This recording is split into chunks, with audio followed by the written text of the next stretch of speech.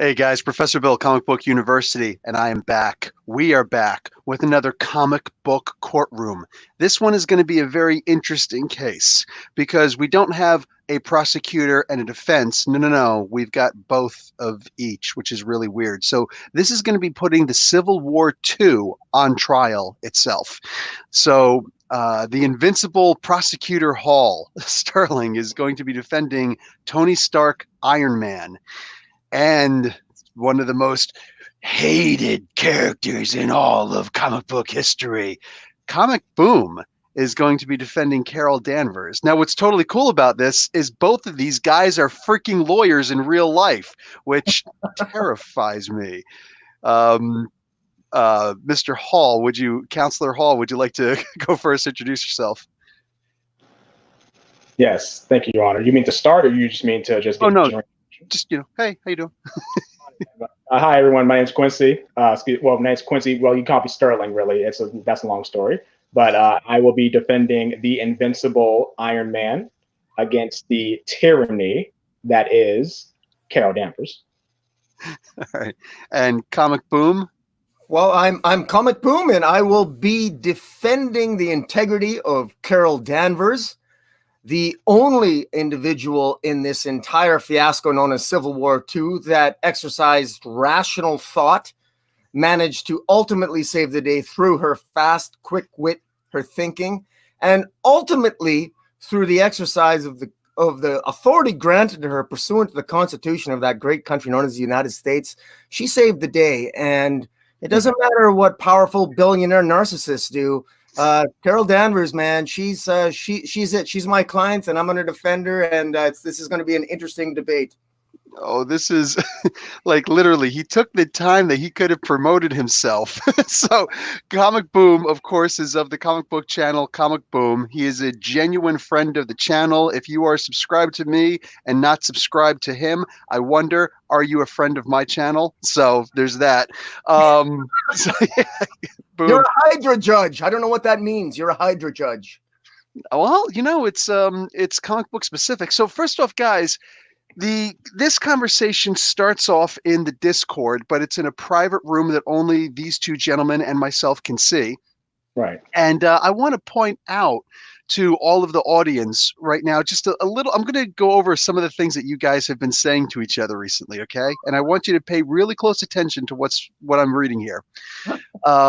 So, Comic Boom says, hey, Sterling, I've been thinking. My client, Miss Danvers, has asked me to allow Stark a way to avoid the spectacle of a trial that will undoubtedly hurt his stock prices. So here it is. 10 years imprisonment on any Kree-dominated planet of his choosing. It is likely he will feel better surrounded by a species whose propensity for narcissism and arrogance rivals his own. Plus, I heard that they will happily experiment on him for free. He won't have to do it himself. What do you say? So, of course, Sterling decides to reply, I would kindly tell your client that if this is what you are intending to present as evidence, as your exoneration, as well as semblance of guilt for my client, I'd suggest she worry about her inevitable court-martial, dishonorable discharge, as well as imprisonment for crimes against the American citizens. Stocks ebb and flow. Imprisonment tends to follow one's record. Court-martial. So these two actually went back and forth a little bit, and I was privy to the whole entire thing. And I want this to be the tone that we go forward with. Let's just remember that these are simply comic books and comic book characters. So there's no need to hate on one and love another because, come on. And these are both comic book fans at the end of the day. Plus, they are real life lawyers. So while they may not necessarily agree with what their clients argue or say, at the end of the day, they are here to try and help their clients and give them their just due as American citizens to be to the right to a fair trial. And that's really all that's happening here. We're all just comic book fans, and let's try and just literally use this for entertainment. So, with that being said, I am going to mute myself and allow the invincible prosecutor Hall to make his opening statement. The floor is yours, sir. Thank you, Your Honor. Now, I represent my client, Tony Stark, master of machines, merchant of death, futurist. All that being said, we are here to give you a simple premise and a factual one. Essentially, what I am trying and what you will gather here today is that Carol Danvers, while meaning, certainly very well meaning to do well, based in terms of her actions and the consequences that came from said actions, is far more at fault when it comes to who was wrong than my client, Tony Stark. And what I'm going to present to you today are just a couple of factors or a couple of points. That is, number one, the future is not set in stone. What we are seeing by the inhuman implementation of the future, or a future, is that we are seeing just that. We are seeing a possible future, not the future. Second, this goes to the theory that both Tony Stark and Carol Danvers knew about, and that is the constants and variables theory of the world line theory. That means that certain things happen between these different futures, certain things that are constant and certain things that are variable. While these things are constant, how they happen, why they happen, and who they happen with can and will change. Finally, we're going to get a little into what Miss Danvers was doing, or excuse me, Colonel Danvers was doing. And that is, she was essentially profiling based on merely an algorithm of what could be. Now, keep in mind, there is, like when it comes to a crime, most crimes, there are two elements, an actus reus and a mens rea. An actus reus is the action. A mens rea is the mentality or the intent to do something. It is very clear to understand that for most crimes, both elements need to be made or need to be had to be found guilty of a crime beyond a reasonable doubt, as this is a criminal case. Without either or, a crime has not been committed. That being said, there is a concept called inchoate crimes. Inchoate crimes is, an inchoate crime is that of an offense such as an incitement or conspiracy, and that is anticipating a further criminal act. But that is the key. There has to be a further criminal act, that actus reus, that continuance. There are three inchoate crimes.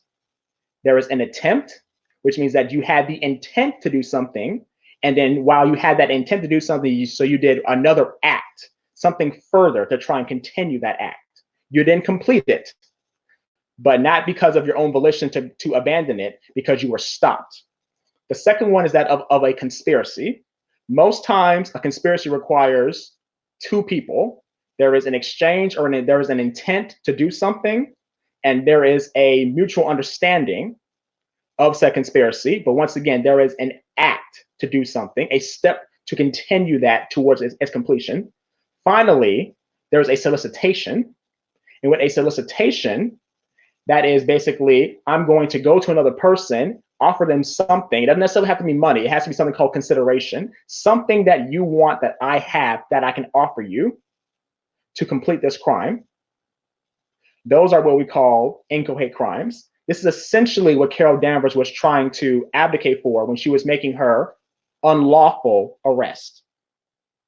She saw that from a potential future, someone had the mentality to do something, but there was yet to be an actus reus, that act to do something. And it was from that act, or lack thereof, which is important, that she chose to arrest them. In particular, we see two people where algorithm definitely failed her. Those were the people of Allison Green and Miles Morales. In a little bit, I'll show you how these failed. It must also be noted that while Carol Danvers was meaning well and trying to advocate well, she was emotionally compromised. Her lover, Rhodey, Rhodey, had just been killed by Thanos. To be fair, he was killed by Thanos after she was trying to stop Thanos from attacking a certain compound. This was a future vision that she tried to stop. Keep in mind, she stopped that future from happening, which showed that that future was a possible future, not set in stone. From that logic, she knew that the future could be changed, which means that it was a future and not the future.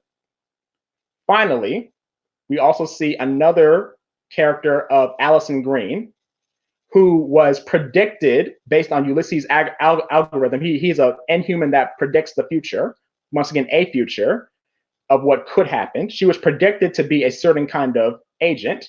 I won't say specifically what yet, but she was predicted to be an agent, and she would conduct a certain crime. However, when push came to shove, the crime was not committed, the evidence was not found, and as so, she should have been let go. She was not. And from that, I pass. Ooh, you are a terrifying human being. But you can see what Sterling actually did there. He just simply an opening statement, and I, as being an impartial judge, right? I represent all the characters. Is man, I'm literally seeing where he's going with this case as we go forward. So let's all do the exact same thing and allow the the opposite side. And mind you, this is a very different kind of case. This is not, we've got a prosecutor and a defense. They're both prosecutors for their clients and defense for their own clients. So very different case here. And let's turn this over to Comic Boom. Thank you, Your Honor. And we've heard from my learned friend, and he is very good at giving you a lesson in terms of actus reus, mens rea, and all kinds of other legal concepts. But let's talk about what this is really about, what this trial is really about. This is about, at the end of the day, national security versus civil liberties. And when I say national security, I actually mean whether or not the entire multiverse gets destroyed versus somebody's civil liberties being impinged upon once in a while. Do you prefer existence, or do you prefer extermination because somebody like Allison Green happens to be arrested? Let me back up for a second here. We're talking about Ulysses. Now, Ulysses Kane was a University of Ohio student. He's exposed to Terrigen mists, and he discovers upon the exposure to the Terrigen mists that he's an inhuman. Now, the moment he became an inhuman, he automatically obtained rights that he never knew he had before. He was an inhuman, and with an inhuman comes various international rights. In particular, he was automatically, by operation of him becoming an inhuman, protected by virtue. He was a citizen of New Adelan. He was not only a citizen of the United States, he automatically gained dual citizenship because he was also an inhuman.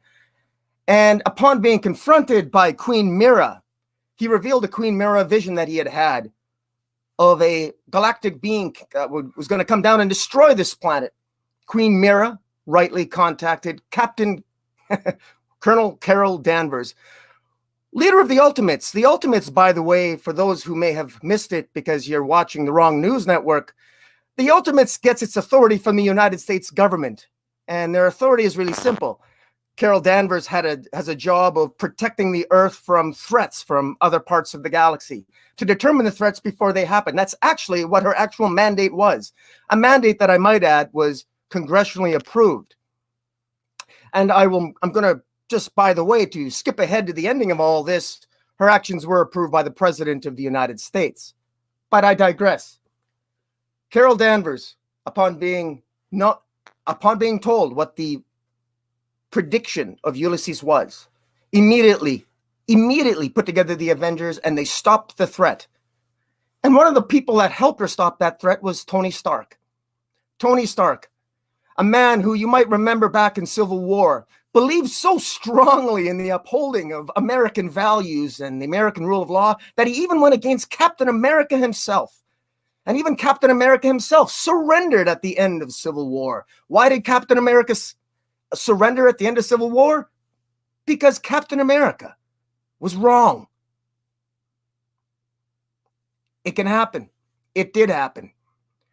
Interestingly enough, for some reason, Tony Stark decides that the law, while enforceable during the enforcement of the Superhero Registration Act, he's got no problem upholding United States law.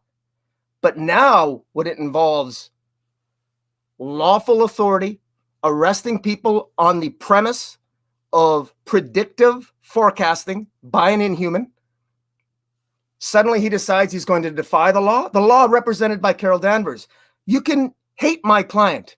You can criticize my client because you don't like her breast size, or you think she looks like a man, or you can call her Carl Manvers, and you can engage in the type of rhetoric that my client has been persecuted with from the ending of all this nonsense. But at the end of the day, make no mistake, she saved this planet through her actions.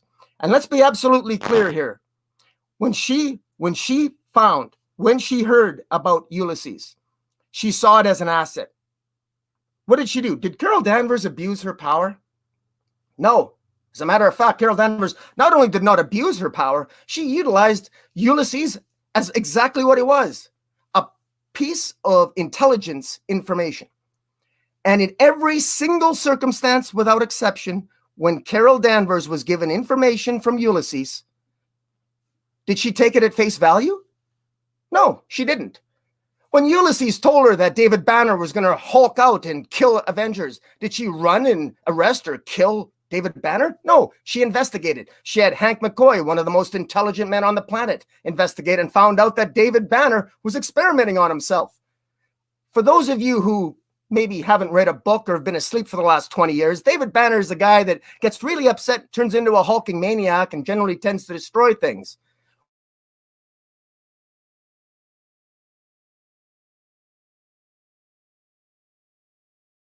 A little bit of Carol Danvers got together, they confronted David Banner, and it was Hawkeye. It was Hawkeye that killed David Banner, not my client, not Carol Danvers. Carol Danvers wanted to talk to him. I'm not going to deal with Hawkeye's actions in killing David Banner, but I will say this. Hawkeye took preemptive measures in killing David Banner. He took preemptive measures. Even David Banner knew that if he ever became infected, he could die. Hawkeye took preemptive measures in killing the Hulk. What preemptive measures did Carol Danvers take when she was when she heard about the threat of Thanos? When she heard that, what preemptive measures did she take? She acted quickly and decisively, and at the cost of her own lover, at the cost of her best friend, grievously wounded. Jennifer Walters has PTSD for the rest of her life. James Rhodes will never be with us, but she acted quickly and decisively. When she heard about Allison Green, I'm going to correct my friend who perhaps, I hope, unintentionally misled this court when he suggested that Allison Green was somehow, was she innocent? I'm going to say, even if she was innocent, and let's concede the fact that at the time, based on the evidence, there was no evidence to hold Allison Green. Carol Danvers was questioning Allison Green because Ulysses said that she was a threat. She was a threat. She was a terrorist. And what did she do? She questioned Allison Green. And on the advice of Mariah Hill, was about to let her go, was contemplating letting her go because they had no evidence. But something happened before they could let Allison Green go. Something happened on the Trestle on that evening. They were attacked by Tony Stark, and Nightcrawler, at the behest of Tony Stark, kidnapped out of a government facility Allison Green. Now, the last time I checked, when police are interrogating a suspect, if you break that suspect out of the interrogation room, that's a crime, isn't it? Last time I checked, there's an actus reus and there's a mens rea. So if you're looking for actus reus and mens rea, boy, oh boy, you're going to have a lot of it with Tony Stark. Now, let's be clear here. When I talk about Carol Danvers, I'm defending her with the Constitution of the United States. My friend, when he defends Tony Stark, he'll be defending Tony Stark with Tony Stark's ego and his money and his narcissism. There's more, but I'll cede to my friend. Okay, wow, this is It's getting hot. For point of clarification, counselor, when you said Queen Mira, you perhaps did mean Queen Medusa. I Yes, apologize. Yes, I'm a DC guy. I know, I know, and it's cool. Mira is my main queen, so we're good. They both have red hair. They both have red hair. They're both queens. It's cool. It's cool. It's understood. Okay. Wow. So both very good opening statements. Okay. So here's the way that we're going to go from this point forward, and this was already pre-approved. Invincible Prosecutor Hall is going to act as the prosecutor first, making his case against Colonel Danvers. At which case, where he will also present evidence, and I will be rushing my damnedest to catch up and present that evidence as given to me, and then after which he will cede the floor to Comic Boom, who will provide defense against those arguments, and then we're going to switch it up from there. And so let's get started. Invincible Prosecutor Hall, it's the floor is yours. Thank you, Your Honor. And as my opposing counsel has shown, he is very passionate about this. However, with passion may come a few mistakes. So Your Honor already showed some clarification with one. Just wanted to point out so the audience, so the jury knows that there was some clarification. My opposing counsel has said that it was David Banner that actually was about to Hulk out. David Banner is actually an American musician. It's actually Bruce Banner that was going to Hulk out. Also, it was not Mariah Hill. It was Maria Hill, under the who Carol Danvers was conversing with. Just wanted to put that out there so we have a nice clarification. Now, with that being said, you start off with saying the Ultimates.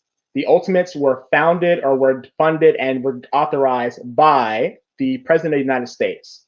However, what you forget to mention is that the Ultimates are actually a team of different people, them being yours truly, Carol Danvers or Colonel Danvers, as well as Miss America, America Chavez, as well as Spectrum, as well as the Blue Marvel himself. And finally, who is that last person? Someone of political. Oh, right, Black Panther, T'Challa.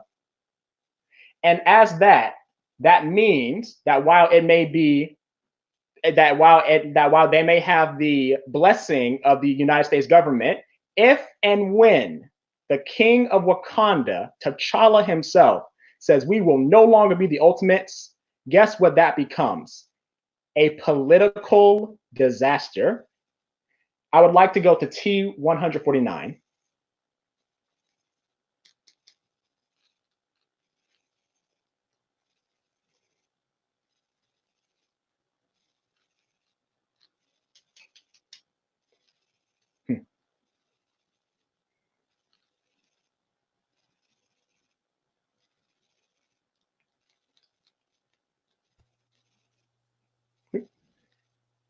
And as you can see right here, so this comes from Ultimates number 2, issue 13, page 2. This is actually T'Challa, King of Wakanda in a disguise. But as you see on the last panel right here, T'Challa says himself that the Ultimates were, that when the Ultimates were used for a political gain, that's when he no longer could allow them to exist. The Ultimates were supposed to be used for galactic level threats. However, Carol Danvers took it upon herself to use the Ultimates in her political, and her political funded or politically backed implementation of United States law. However, I would not say the implementation of United States law. I would actually say the misimplementation of United States law. The reason I say that is because we will go to T77.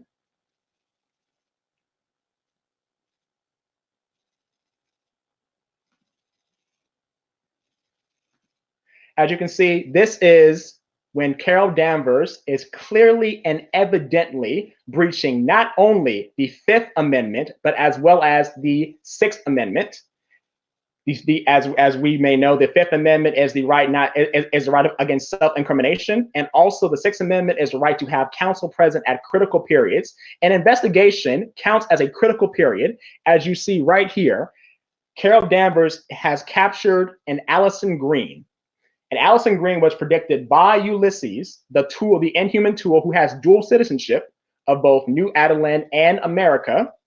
He predicted that Allison Green would use a specific briefcase to have a black hole and ruin the financial district of the United States for Hydra rule.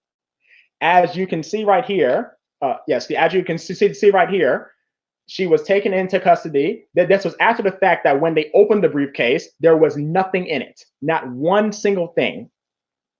Once again, as I said before, when it comes to crimes, you have the mens rea and the actus reus, as well as when it comes to inchoate crimes, there is the intent, as well as the actus reus, or as the overt act. Normally, the overt act would have been what was in that briefcase. However, when it was shown that that briefcase was empty, that means that Carol Danvers had no probable cause to detain and arrest arrest that person, that American citizen. However, she chose to continue on and press forward.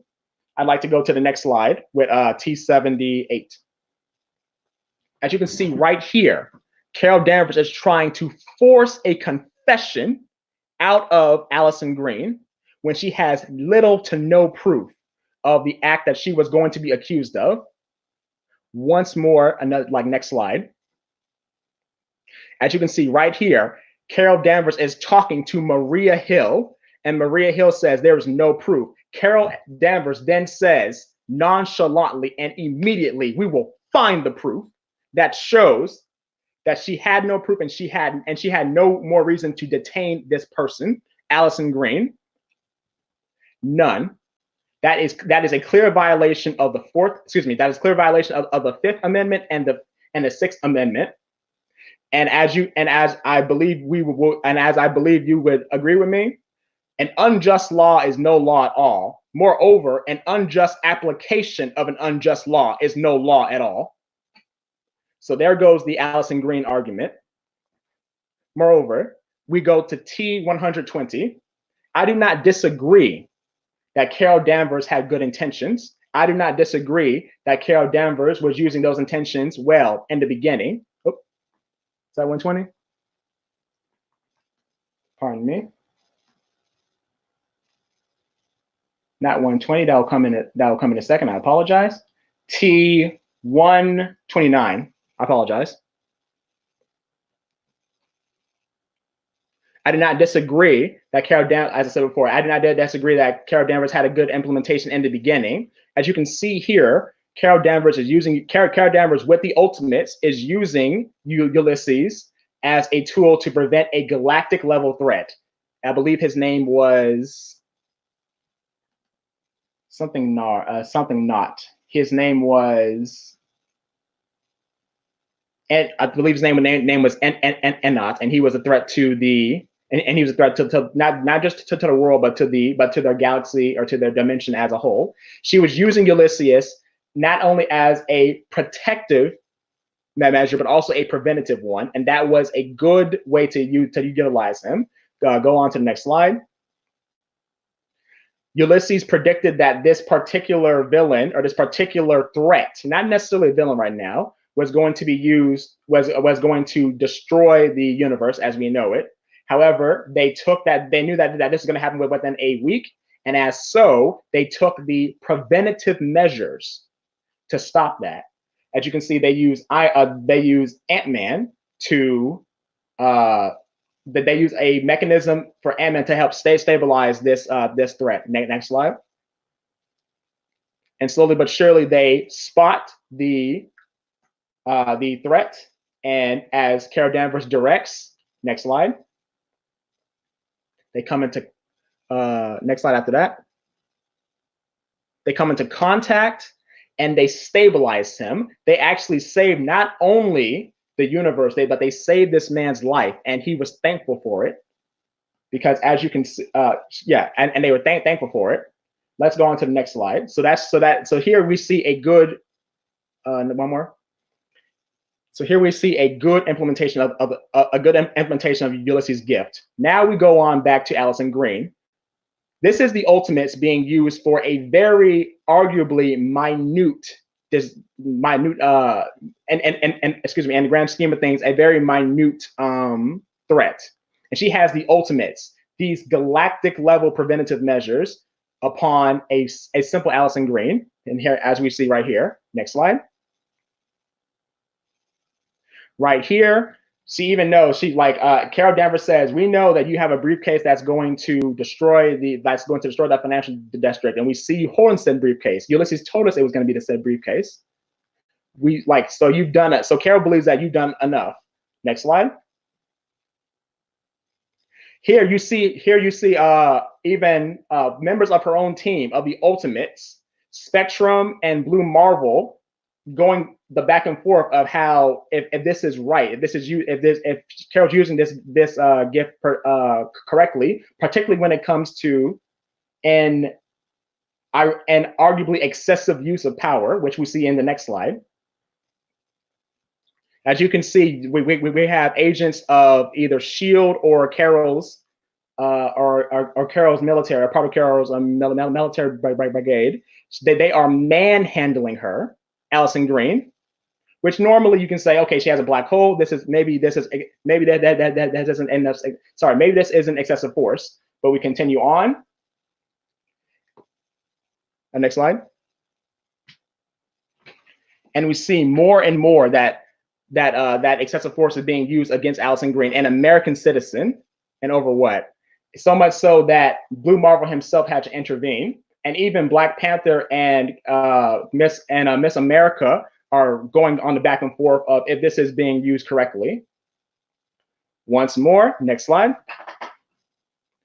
It took the influence and power, or threat of power, of Blue Marvel to tell these agents to stop manhandling this woman for a crime she had yet to commit.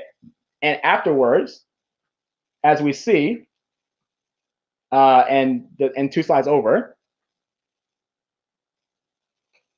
she did not commit. As they fill the briefcase, Carol Danvers herself says that this briefcase feels light for something that's supposed to hold a black hole. Now, granted, I don't exactly know how much a black hole is supposed to weigh, but that's a question for a different time. Finally, we go to the final slide of this particular argument. Next slide. And we see that the briefcase was empty. There was nothing in this briefcase. It was a simple briefcase. That means that is a clear example of no probable cause. And as so, that was an unlawful arrest, an unlawful detention, an unlawful interrogation, and finally, an unlawful use of or excessive use of power. And this is the kind of methodology that Carol Danvers was willing to use because she believed that her algorithm of a possible future was set in stone, and it was not. Based on this, we all next go to the final point that my opposing counsel talked about, and that was of Bruce Banner. And we will go to slide 100. Sorry, we'll go to slide 661.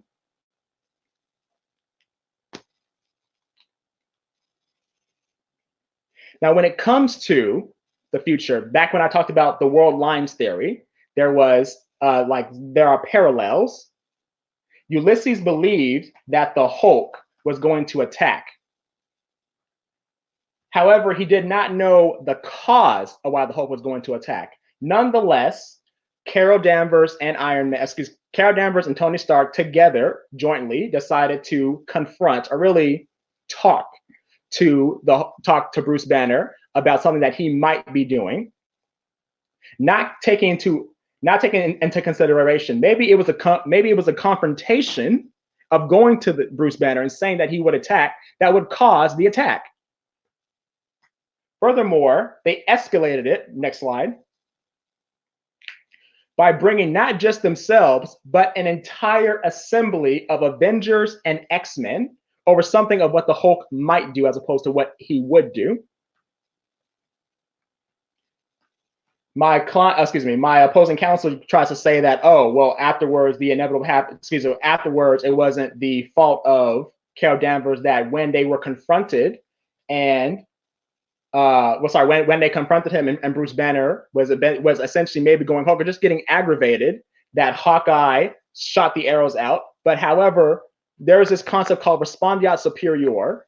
Hawkeye was under the joint venture of both Carol Danvers and Iron Man. If anything, he was an agent of Iron Man and Carol Danvers. So to say that she wasn't responsible for something that happened during this joint venture is not exactly correct. She was the proximate cause of Bruce Banner's death, because they would not have been there had it not been for her implementation of Ulysses' visions. Moreover, when it came to the threat of the Hulk, we go to T1, and this is important.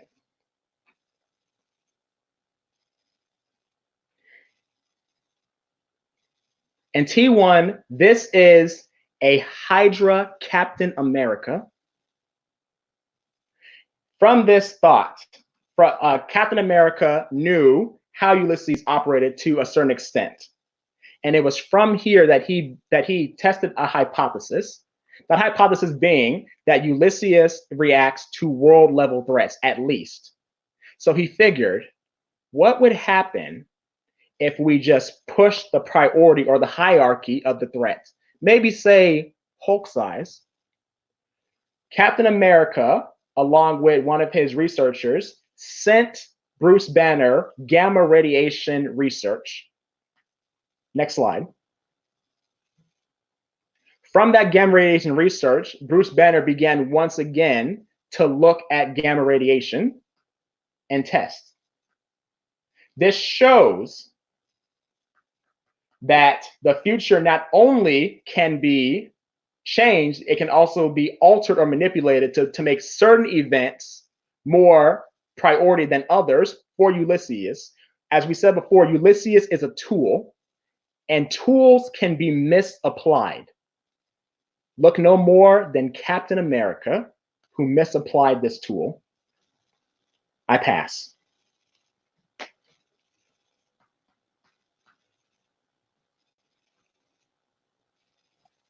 Wow.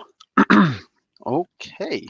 So let me fix a couple of these pictures on my screen before I overload my dainty little computer. Sheesh. Okay.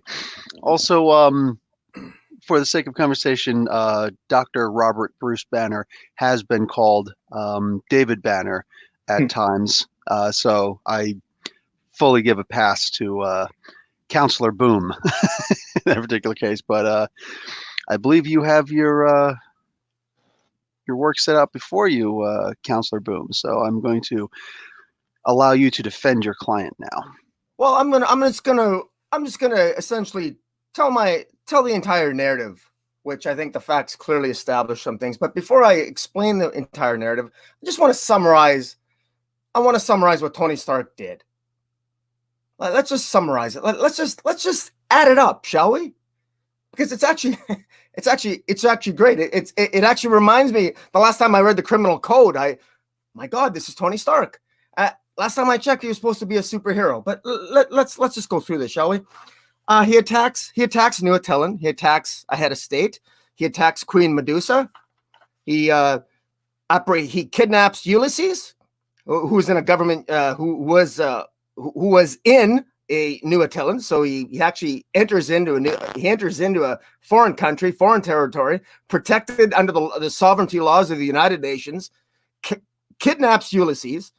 Tortures Ulysses, makes a joke about it, kidnaps Allison Green, who's being lawfully interrogated, facilitated and plans and breaks into a government facility, attacked Captain Marvel in the performance of her duties repeatedly, jokes about it, because Tony Stark's really good at joking about it. He's very lovable. Billionaires do that. Those billionaire playboys, aren't they fun? I tell you what, when it's the safety of the multiverse at stake, an empty briefcase is not going to prevent an officer from performing her duties. I just want to make a quick point that when Allison Green was being interrogated, my friend rightfully pointed out that the briefcase was empty. It was. It was empty. Interesting thing, when Captain Marvel was informed about Thanos attacking, she never even had a briefcase to look at for evidence. Can you imagine that? And she had the audacity to assume that might be accurate. And she ended up saving the world. When the world was attacked by the Galactic, whatever the heck that guy was at the beginning, did she stop and look for a briefcase? Did she stop and she did her job? She's protecting the world against threats. There was at least a dozen different incidences where Captain Carol Danvers acted quickly and decisively, and she ended up saving the day. The heroes ended up saving the day. So, we can talk here about laws. We can talk here about, rights, about the right to the right to face your accuser, the Fifth Amendment. They're not a forceful interrogation. Let's just point out here that in any interrogation, every officer in this country is allowed to use trickery, manipulation, and deceit in asking a suspect questions. You can trip them up. You can even lie to them. And if they end up confessing to a crime, you can't say as a defense, but the officer lied to me. I didn't mean to confess to a murder I actually committed. It's nonsense. It's nonsense. Captain Marvel saved, how many times does a person have to save the multiverse? She's got some credibility here. And by the way, Ulysses' predictions itself is indirect evidence. The fact that Ulysses made a prediction, the precedent, and I would say this to you, Hydra Judge, I would say to you that the precedent, you can look, if you're looking for judicial precedent for the admissibility of evidence provided by Ulysses in his predictions, is that we can look to our intelligentsia. Intelligence operatives around the globe provide information to us upon which we obtain FISA warrants. And the more reliable and successful that agent is in the field over time, increases their credibility in the eyes of the court. And the court has its discretion to say, look, this person gave us information, it's credible. How do we know it's credible? From past experience. Ulysses gave us information twice, and relying upon that information saved the planet. I mean, Thanos, for God's sakes, need I say more?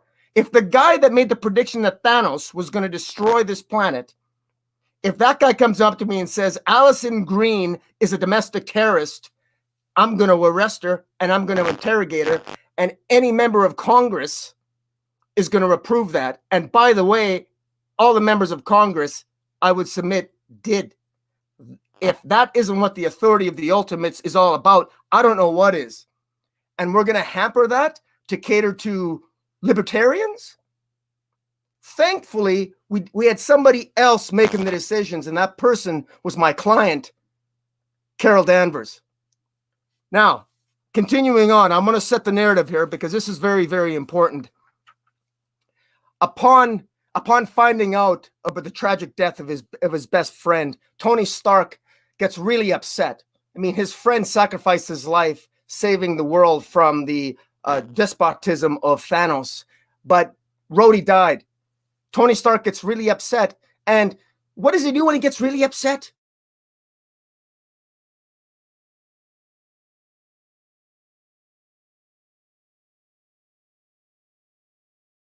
Stark gets upset. Tony Stark does whatever Tony Stark wants to do. And he decided he was going to kidnap Ulysses and torture him and do experiments on him. And even though it meant invading another head of state, assaulting another head of state, he went ahead and did it anyway. And I refer to CB1, evidence exhibit CB1, where Tony Stark assaults the head of the state.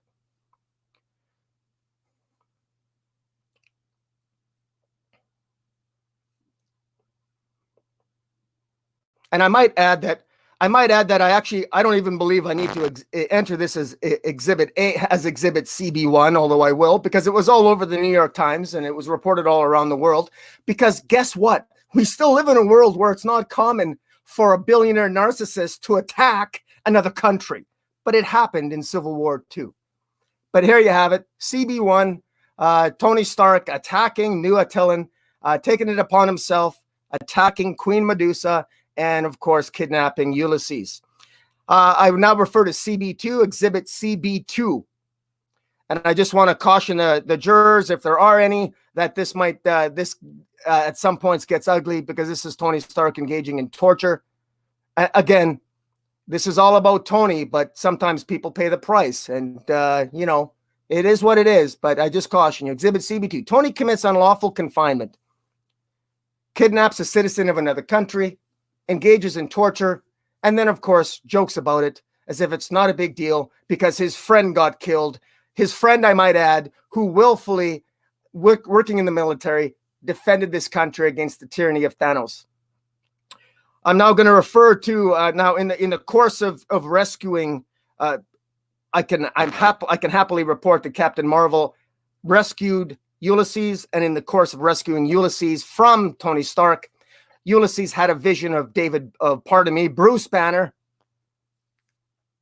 changing into the Hulk and killing an Avenger. Now, imagine if you're Captain Marvel at that moment. Ulysses gave you 2 bits of information and you saved the universe twice. You saved it once from Thanos and once from another celestial powerhouse. And now suddenly Ulysses says Bruce Banner's going to turn into the Hulk and kill an Avenger and destroy a bunch and kill a bunch of citizens. What would you do? Now, Carol Danvers, I suppose, could have formed the intention of torturing Bruce Banner, but she's not Tony Stark, right? She decides something different. She says, let's go confront him.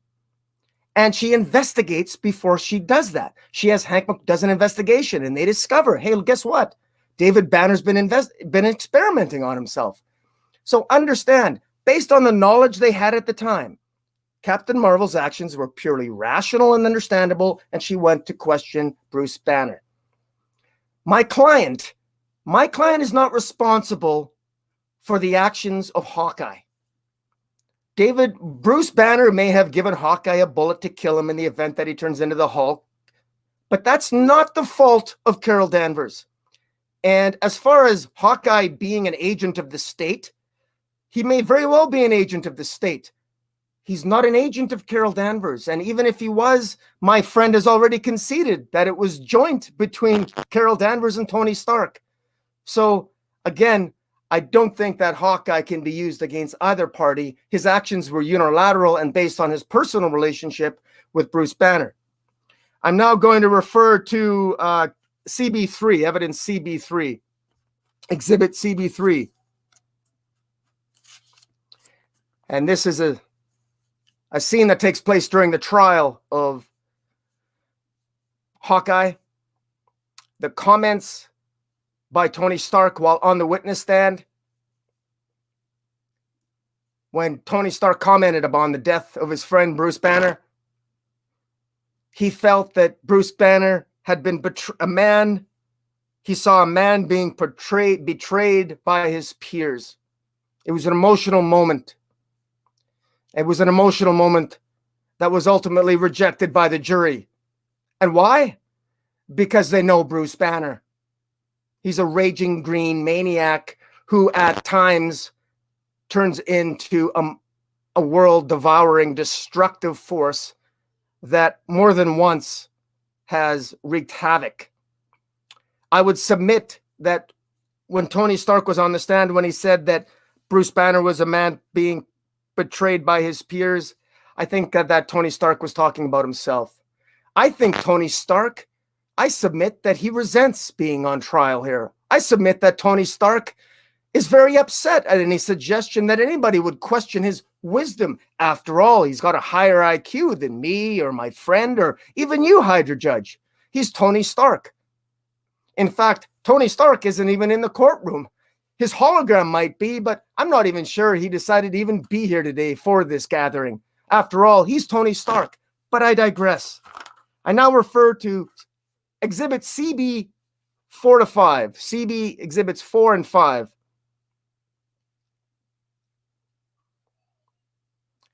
This is evidence Tony Stark and Exhibit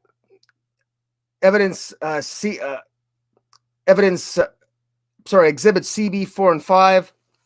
I can't see it on my screen, but I understand that this is Tony discussing the mapping of Ulysses' brain, and it is conceded that Ulysses did not make perfect predictions. He was about probability. It was a glorified algorithm. It was math. It was something where, and I'm gonna spell this out because apparently I have to. So I'm gonna spell this out. Probability, algorithms, past conduct being an indication of future behavior. That is the very essence of law enforcement and investigation. How on earth can you suggest to anybody that we cannot rely on past conduct as evidence of potential future conduct? So if Ulysses has the ability to encapsulate and calculate the behaviors of everybody in the multiverse and draw from that likely behavioral responses, how can we ignore that as an investigative body when our goal of our policeman is to protect us? When Captain Carol Danvers, she has to protect us from that. She has a resource like that, and my friend would have you disregard that and worse, castigate her character? I say thee nay, to quote my good friend Thor. I will now refer to Exhibit CB6.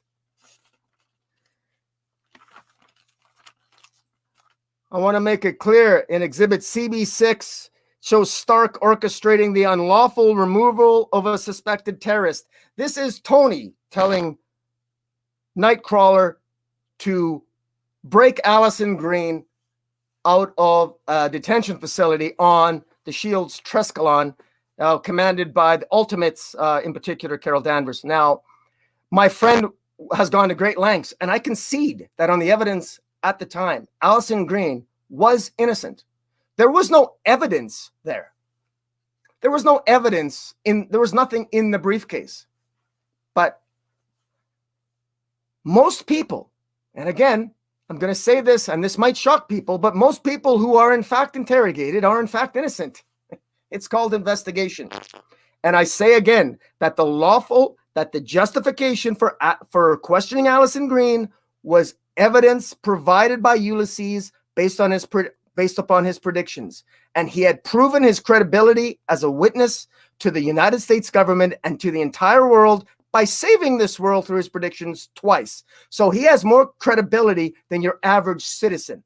So if you're going to talk about the Fifth Amendment and the Sixth Amendment, well, let's just put that in perspective for example. And I'm also going to make the argument, Hydra Judge, that in my respectful submission, even if this is not permitted by precedent, that you make a finding that when the lives of the entire planet are at stake, or lives are at stake, that one can infringe on the constitutional rights of citizens if it is demonstrably justified in a free and democratic society. And I can think of no greater justification than multiversal extermination. I now refer to evidence CB7. Now on evidence Exhibit CB7, I want to point this out. Tony Stark resists arrest. Now, here's what's interesting. What I find about Tony Stark is Tony Stark had a choice. After kidnapping, essentially removing Ulysses from holding with the help of Nightcrawler from the Trescalon, I'm saying that wrong, I apologize. Tony Stark and all the people who are aiding and abetting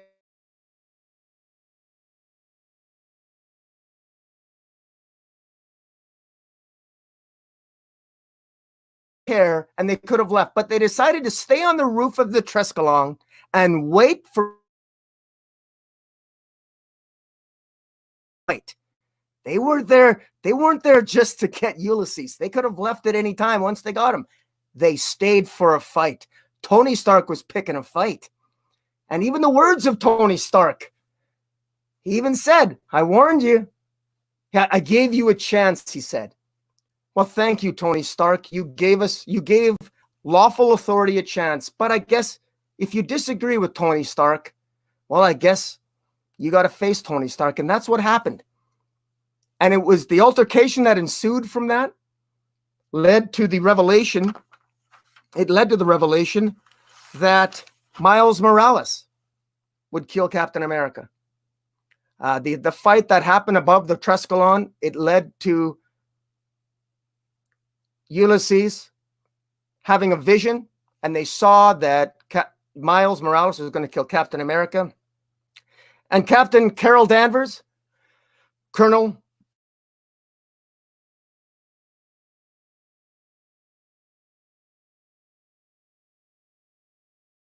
why wouldn't you? She was going to kill Captain America. Now, it's important to note that nobody knew that Captain America was a Hydra agent at the time. That's important. So we can't use what we know now against Carol Danvers in the past. That's unfair.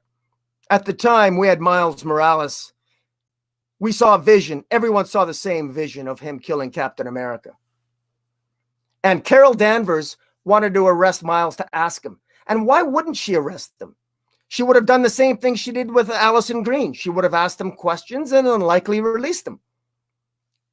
And you don't know that my client wouldn't have released Allison Green because she never got an opportunity to, because Tony Stark broke him out. I now want to refer to evidence of Exhibit CB9. Exhibit CB9.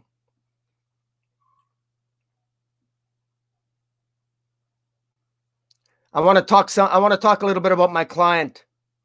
Carol Danvers has a moral center.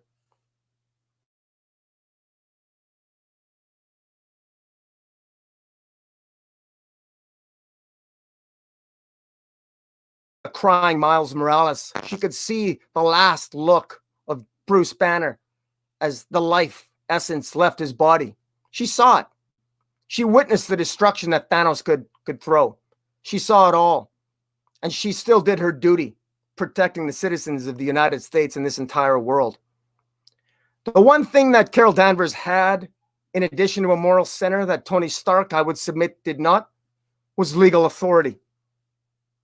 And thank God, because it was subsequently discovered that Tony Stark, just like Bruce Banner, was experimenting on his body and has been for years. For years. Tony Stark has been experimenting on his body.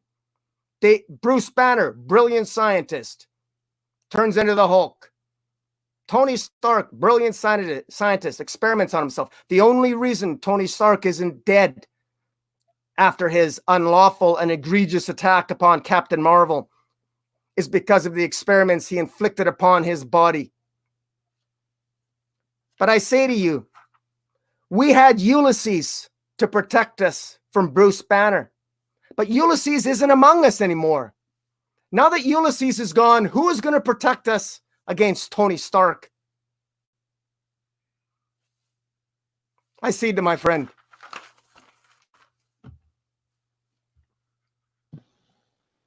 Wow. All right. Okay. Also Triskelion, and also I'm remembering something from earlier.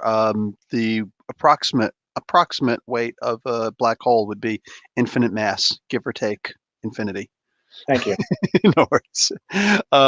Okay, so then we're going to leave the prosecution of Carol Danvers and move on to the prosecution of Tony Stark.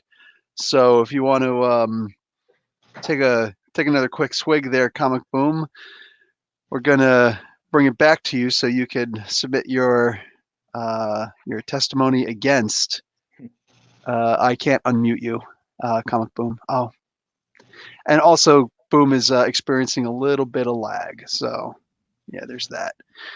Okay, so I'm going to shut my mouth and allow Boom to make his argument against Tony Stark. Well, I don't want to repeat myself. I've already I don't want to upset the court or my friend by repeating arguments I've already made. I've already been quite clear in my attacks on and my argument against Tony Stark. I would just point out that his actions were unilateral and they were premised upon his emotions.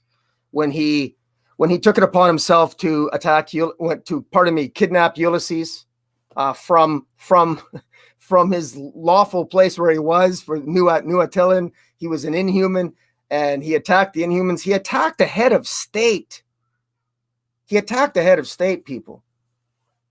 Can you imagine if she would have been killed, if she had a thin skull? He'd be guilty of assassination. Good grief.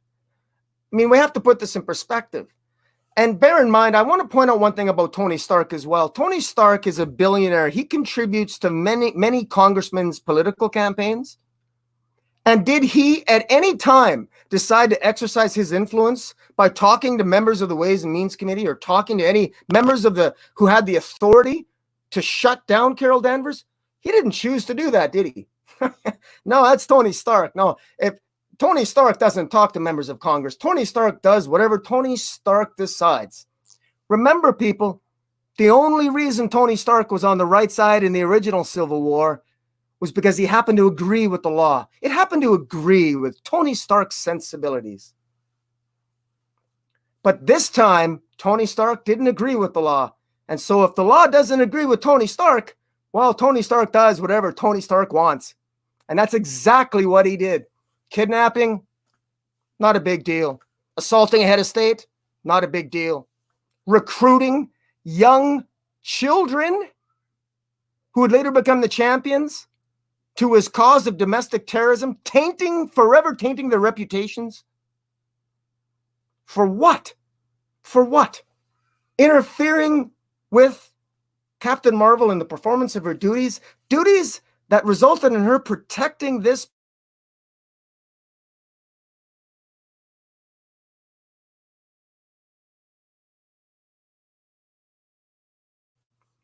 or defending my client. Good grief. I'm going to all of us are victims of Tony Stark's hubris.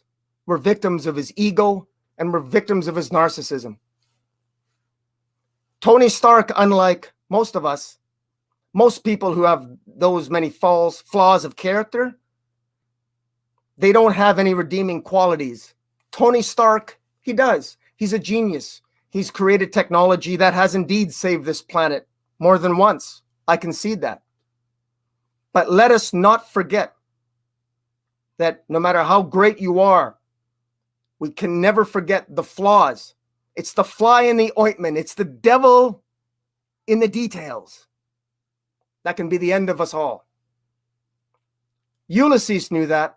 Ulysses, when he made that prediction that Bruce Banner was going to Hulk out and kill, the Hulk has also saved this planet more than once. Ulysses predicted something different. Who's to say that Tony Stark is not a future threat if he's left to go unabated?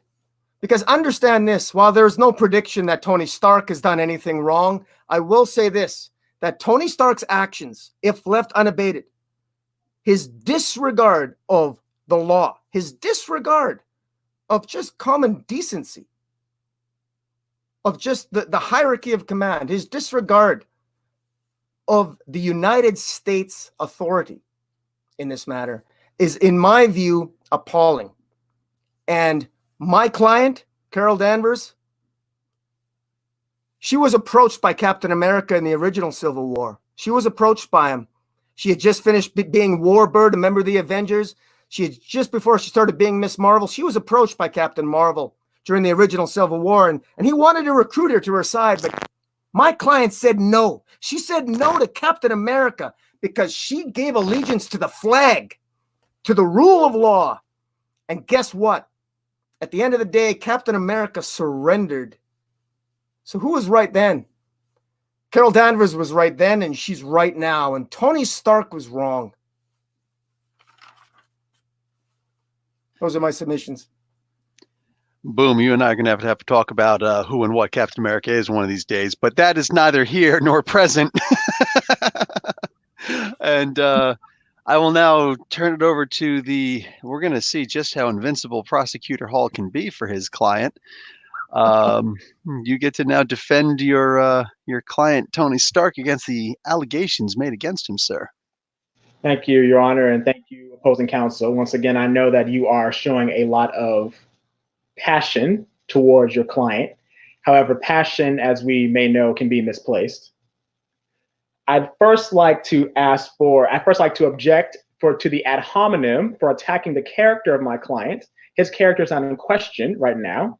I'd also like to ask for a limiting instruction in terms of what he might be able to do. This is actually, I find this very ironic and comical because you're trying to implement not even a prediction or an accurate prediction or an algorithm of what my client might do in this case. This is the whole crux of why Carol Danvers is wrong, because she's going based off of what someone may do as opposed to what they will do. Secondly, I would like to go into the allegations that you're trying to apply to my client in terms of Tony Stark.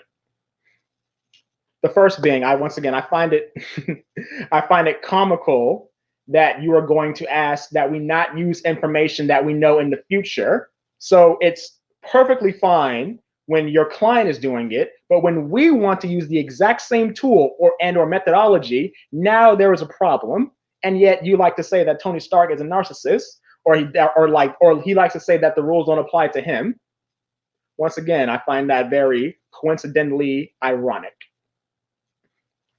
Now, getting into the grand scheme of things, when it comes to the question of Miles Morales, particularly the prediction that Miles Morales was going to kill Captain America, context is key. I'd like to go to T1. I like to go to T80.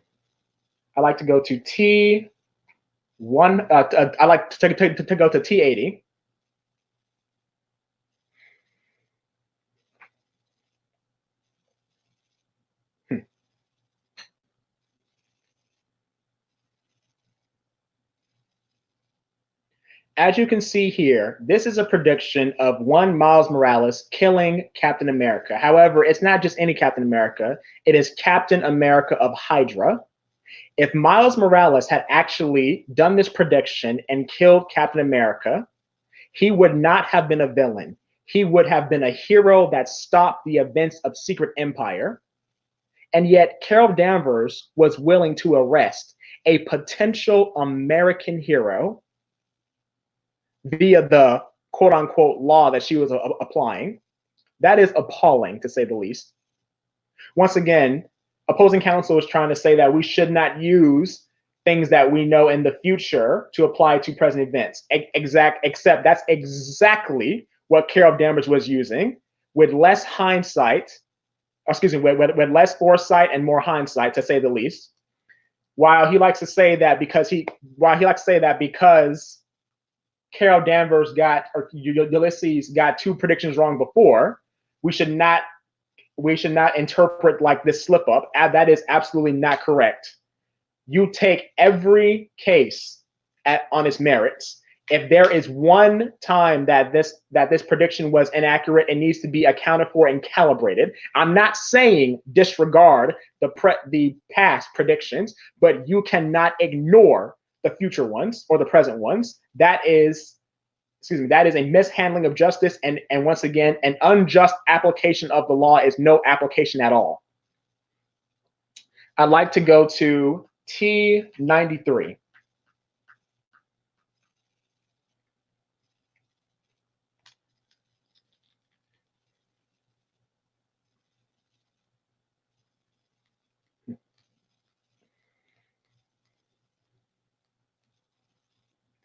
This is on the Triskelion. This is within a week of the prediction that Miles Morales would kill Hydra Captain America. Moreover, this is still within a week of Carol Danvers getting it wrong that Allison Green was a Hydra agent.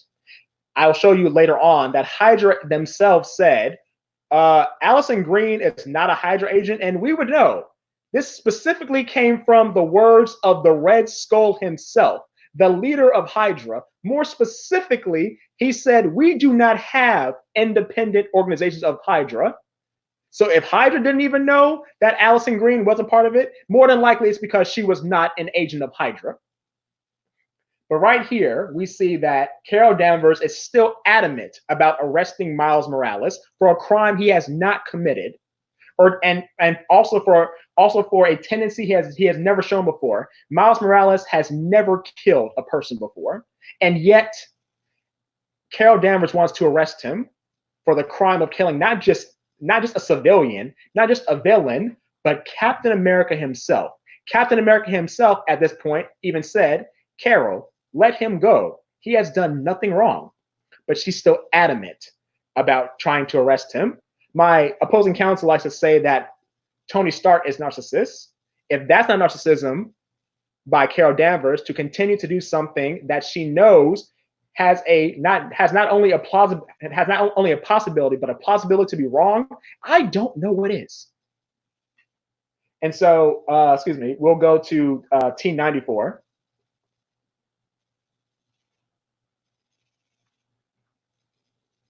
In which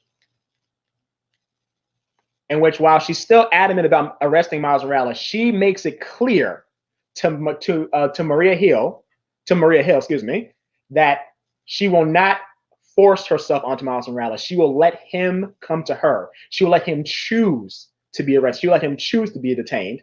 And that's the reason why Maria Hill allowed her to go, or at least let's go to T98.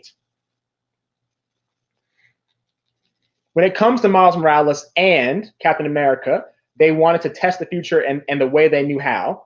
They wanted to see if Captain America and Miles Morales would actually kill each other. If Miles would kill Captain America. The only way to test that really is to actually put them in the place or the situation that was on Capitol Hill. We didn't really know the time, but they were just going to go to Capitol Hill.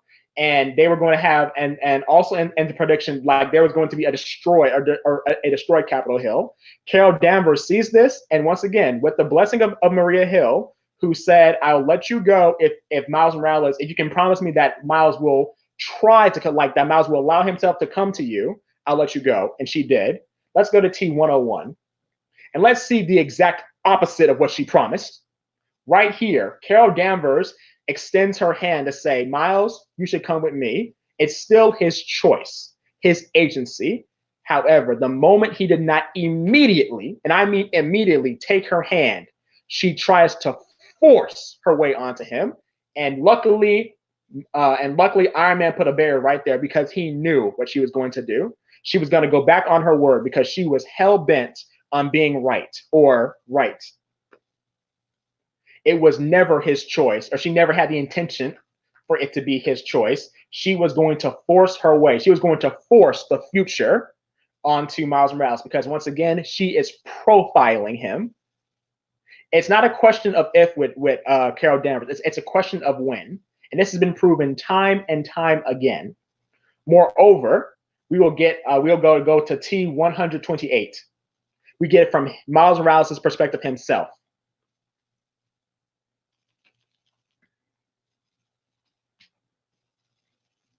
He says right here, at first she said, I'm going to at first it was his choice, but the moment he didn't go with it, the moment he didn't go with how she wanted to, the barrier came.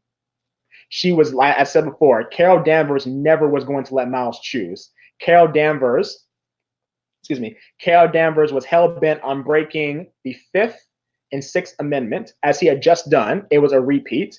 I understand that I'm trying to defend. I understand right now that I am defending Tony Stark, and this is important because, like, the reason I defend Tony Stark is because you say because the claim is that he was breaking laws. That is not correct. He was enforcing the laws, for the citizens that it was being unlawfully, that it was being unlawfully projected onto.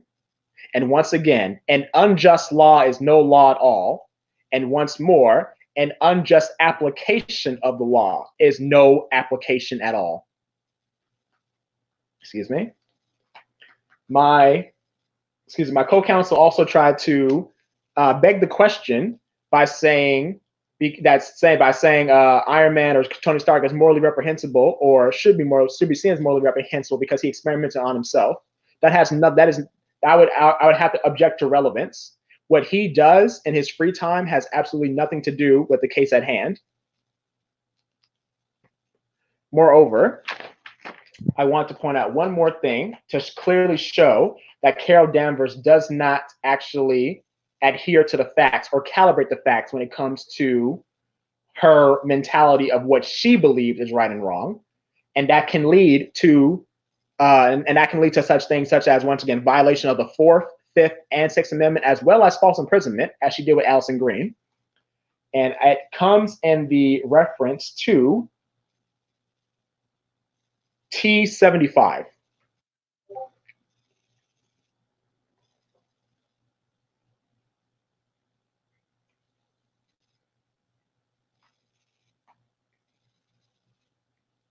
In T75, Carol Danvers does not believe what Tony Stark is saying in terms of the algorithm of Ulysses, which is perfectly fine. You don't have to believe him, but this is an expert witness, technically speaking, in this point. She decided to rely on her own witness, or her own expert, that of Hank McCoy, to which he agreed with Tony Stark. So now it's not just his word, it's the word of someone that you rely on for scientific based deductions, and he said he is not wrong. As you see here, she's not bent. Like, at this point, you just see that she doesn't care. She's still not convinced. This shows, once again, that Carol Danvers does not look at the facts. She is not being deductive. She is not being reasonable. She is choosing to go with her gut as opposed to the facts at hand, to which we see in T76. Next slide. She doesn't care.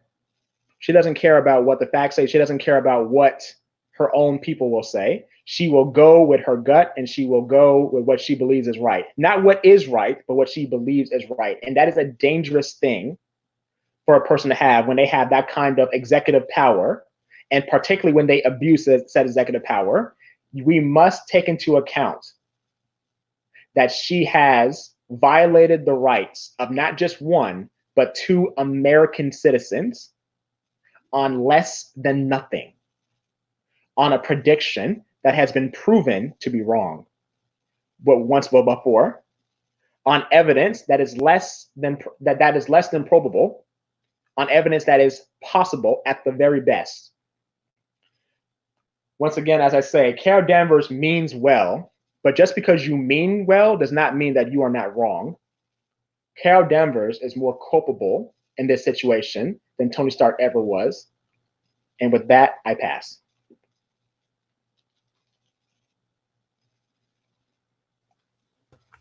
Oh my. All right.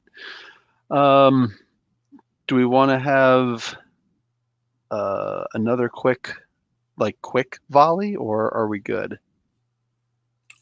I don't know what else. I mean, I could do a quick closing. I don't care. I can stand by my submissions, or I'm just going to reiterate what I've said already. In which case, let's go to closing so statements. it's up to you. It's up to you, Hydra Judge.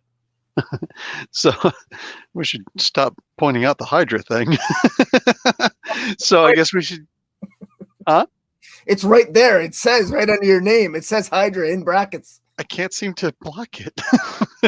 So I guess, yeah, we'll go to closing statements then. We started with we started with Mr. Stark's side. Should we also end with Mr. Stark's side, or? You're the judge. Oh, okay. Well, your mic is open, so by all means. All right. Well, first I want to thank this honorable court for the opportunity to speak today and defend my friend and my lover, Carol Danvers.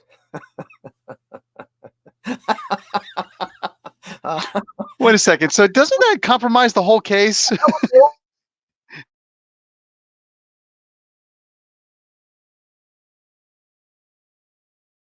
I predict that I would have an affair with Carol Danvers before he left, but that's in any event.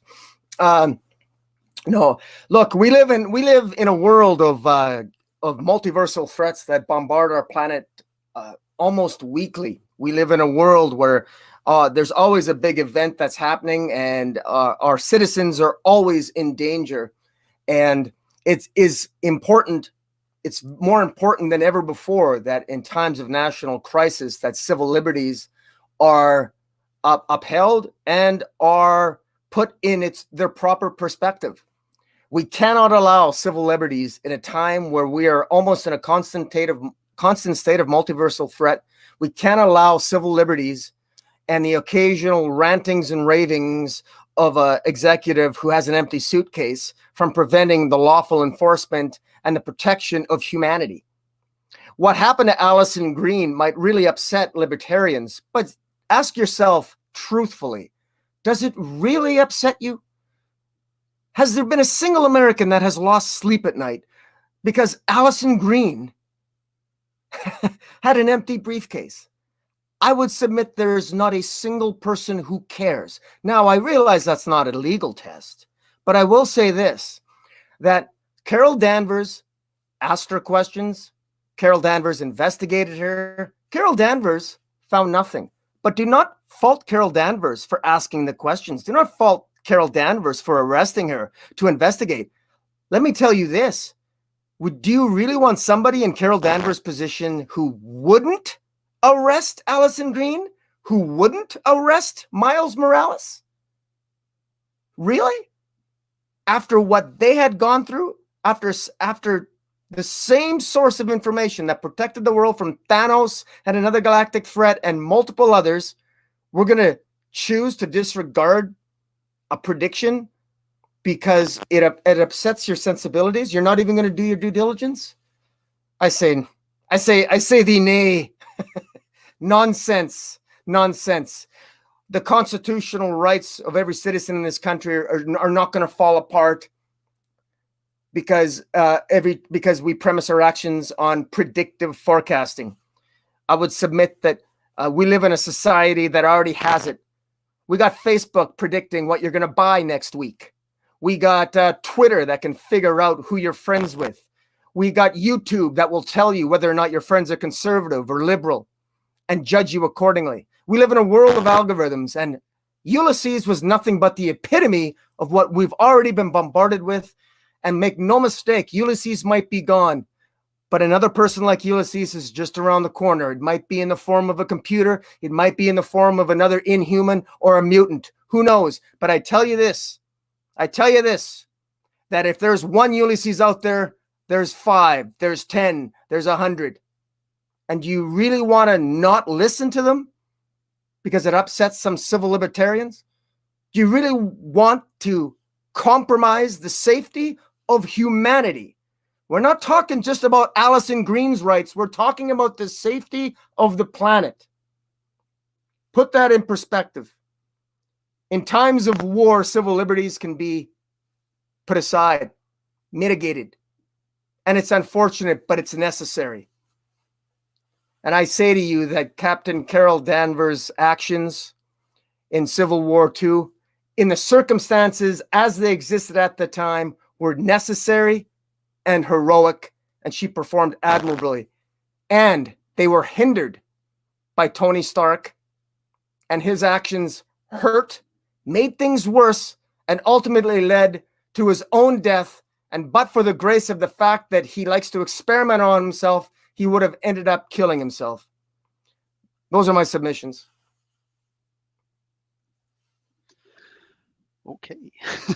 And Invincible Prosecutor Hall, if you'd like to make your closing statements as well.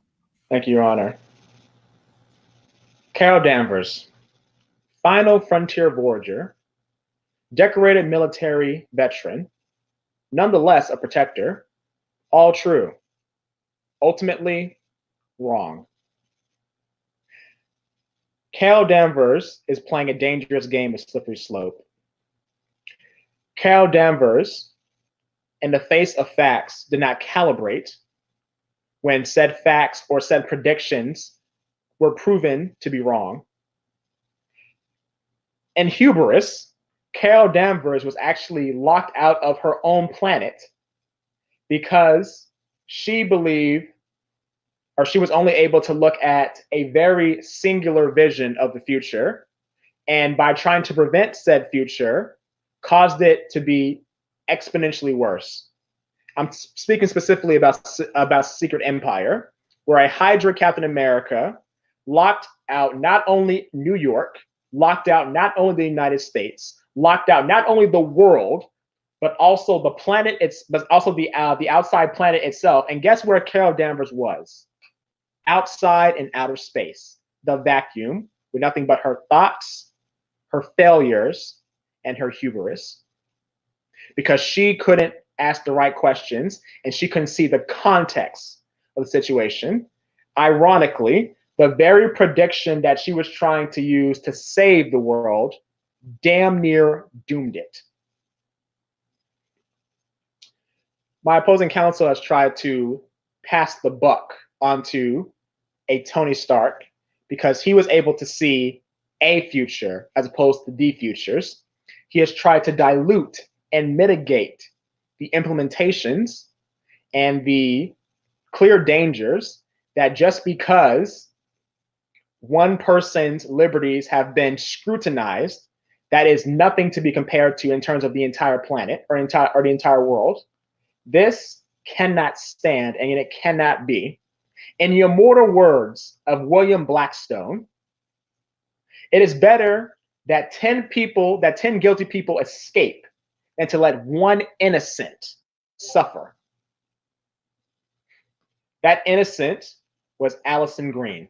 That innocent was Miles Morales, a hero through and through, who based on an algorithm that was known to be incorrect, was going to be arrested for a crime he did not commit, for a context that was not known, for an act that would have saved the world 10 times over.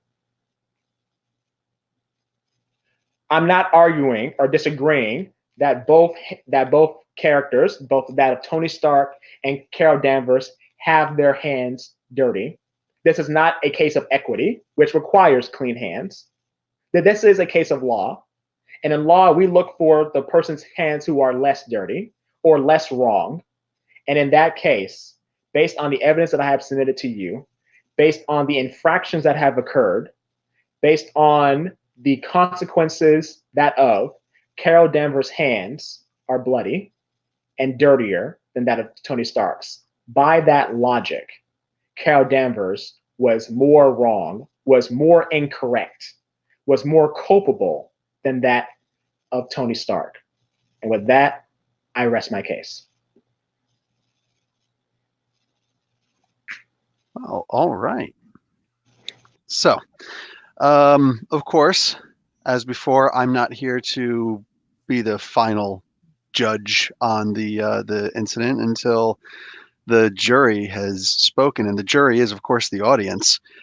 So this case is essentially over now. I do still want to talk about this a little bit. Did anybody by chance read the Jessica Jones books that came out afterwards? I did not. I did, yes. I did not. You did? I did. And if you're wondering why I never used it as evidence. Okay. I did read that. No, seriously, if you're wondering why I never used that as evidence, I restricted myself to just the series. Mm-hmm. You'll note that all my evidence was just from the Civil War 8-issue series. Yes. I thought it would be, I want to be clear that I think it would be unfair of me to do that because I think I fully concede that there was no evidence to hold Allison Green, and finding evidence after the fact, like my client did, is irrelevant. It's irrelevant because at the time, the question is at the time when you have the suspect, how you treat that suspect and what you do, that's what's relevant. And I concede that. So that's my ethical behavior at play there. I'm not going to, look, finding evidence after the fact is evidence after the fact. I would still maintain that even in the absence of direct evidence implicating Allison Green, there was justification based on the mere prediction by Ulysses himself that there was enough probable cause to arrest, detain her, and question her. That would be my formal position. It would be unfair of me to rely. I would disagree with Sterling when I say I don't think I rely too much on future evidence. I wasn't about to rely upon, I actually think that whole story was just Bendis trying to justify the backlash against Carol Danvers by propping her up. I don't think she needed propping up. Thank you, Bendis. I did read that. I was actually going to use that. That's why I mentioned the world lines theory, and that's essentially what Tony Stark was arguing about. I did use a little bit when it came to Hulk, and but I was waiting for him to use Allison Green a little bit more. He chose not to, but now I know why. But I did read that book. Bendis kind of, I won't say Bendis went back. I think Bendis most times has a plan, or at least maybe he was trying to cover himself. But even then, and in Jessica Jones' book, Allison Green still wasn't a Hydra agent. So it still kind of proves Ulysses wrong. She was basically working for herself. Yeah. So the argument could be made that constant and variables. The constant was that it's Allison Green. The variable was why she was doing it. Well, the other thing is to put this all in context here. If we're and this is something that I suppose is part of the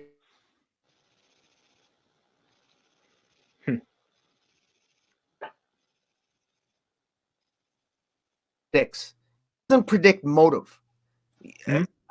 So people saw it. When Ulysses had a vision and everybody saw it, they saw the behavior of individuals. They saw the behavior of Miles killing Captain America. They saw the behavior of the Hulk killing whatever. They saw the behaviors. They never saw motives. So all Ulysses saw was, to use your terms, all he saw was the actus reus. He never saw the mens rea. You don't know what the motive is. You don't know the context of a prediction. The vision, Ulysses saw a vision. He never saw the context. He never actually saw the context or the motives behind. He didn't know he was looking at Hydra Cap. Nobody did. Everybody saw Miles had killed Captain America. Nobody knew that was Hydra Captain America. Everybody assumed that America and the White House being destroyed was by a multiversal threat, and that somehow Miles was on the bad guy side. And I guess my point in the defense of Carol Danvers is, in order to ascertain motive, you need to investigate Miles. Of course she needs to arrest Miles and ask him questions about his personal life. Of course she needs to ask questions of Captain America. What are you doing right now? Had she been allowed to complete her investigation, maybe Carol Danvers would have been able to ascertain that Captain America was a Hydra agent, but that never happened. Anyways. but even by that logic, that's still circumstantial. All we saw from that picture was that Miles was holding the dead body of Captain America. That didn't mean that he killed him. That's right. Blood on his hand. I think it was pretty evident. That's his blood. Like, that could have been his. He was bloody as well. Yeah. I think that for the most part, what was being argued was not the right of what Captain Marvel, Carol Danvers, did, because again, we could argue that, she never broke the law once. Say again? What she did with the Fifth Amendment, like specifically when she tried to interrogate Allison Green and there was no proof. She had no reason to detain her, so she should have left. But she has 24 hours to hold her, and was counsel ever asked for? Was counsel ever asked for? It was. Yeah. Green she did said she did say, I want a lawyer? She did say that, yeah. I missed that part then. And it wasn't, I concede that it wasn't given to her. I concede that. But by the way, she wasn't given counsel because before the decision in response to her could be made, Nightcrawler had basically abducted her out of interrogation. So we'll never know if Carol Danvers would have allowed a lawyer for Allison Green. Oh, so yeah, that's my argument. She never said, no, I'm not giving you counsel. That's exactly right. Okay. Yeah. So she and I have that in CB 12. Like, she was. This is where we'll never know. My client, she never had the opportunity to respond Mariah Hill said, look, we have no grounds. Mariah Hill said to Carol Danvers, we have no grounds to hold her. And then Exactly. Carol Danvers did say, I concede. She said that, Mhm. well, you know, we're going to hold her. What did she say? No, she specifically I forget her exact words, but I mean, my point is that she never said, you don't know, she might have given her counsel, she might have allowed, she might even have changed her mind and let her go. You're never going to know that because like I said, you can't, well, again, I don't think, in my respectful submission, you can't side with the team that takes the person being kidnaps them, you know, breaks them out of prison essentially from interrogation. But it's an unlock. I like that you keep focusing on that point, but I think once again you're missing the key aspect of that. The key aspect was that at that point it was an unlawful detention. So even if I do break someone out, I'm actually not breaking them out. I mean, if anything, I'm saying I wouldn't say liberating, but hey, you are not supposed to be here lawfully, so you don't have to be here. Like it's very interesting that you're trying to say we want the person who is being unlawfully treated to act lawfully. I find that fascinating. I never said that. My argument was, and this is why I referred to the intelligence community. Right.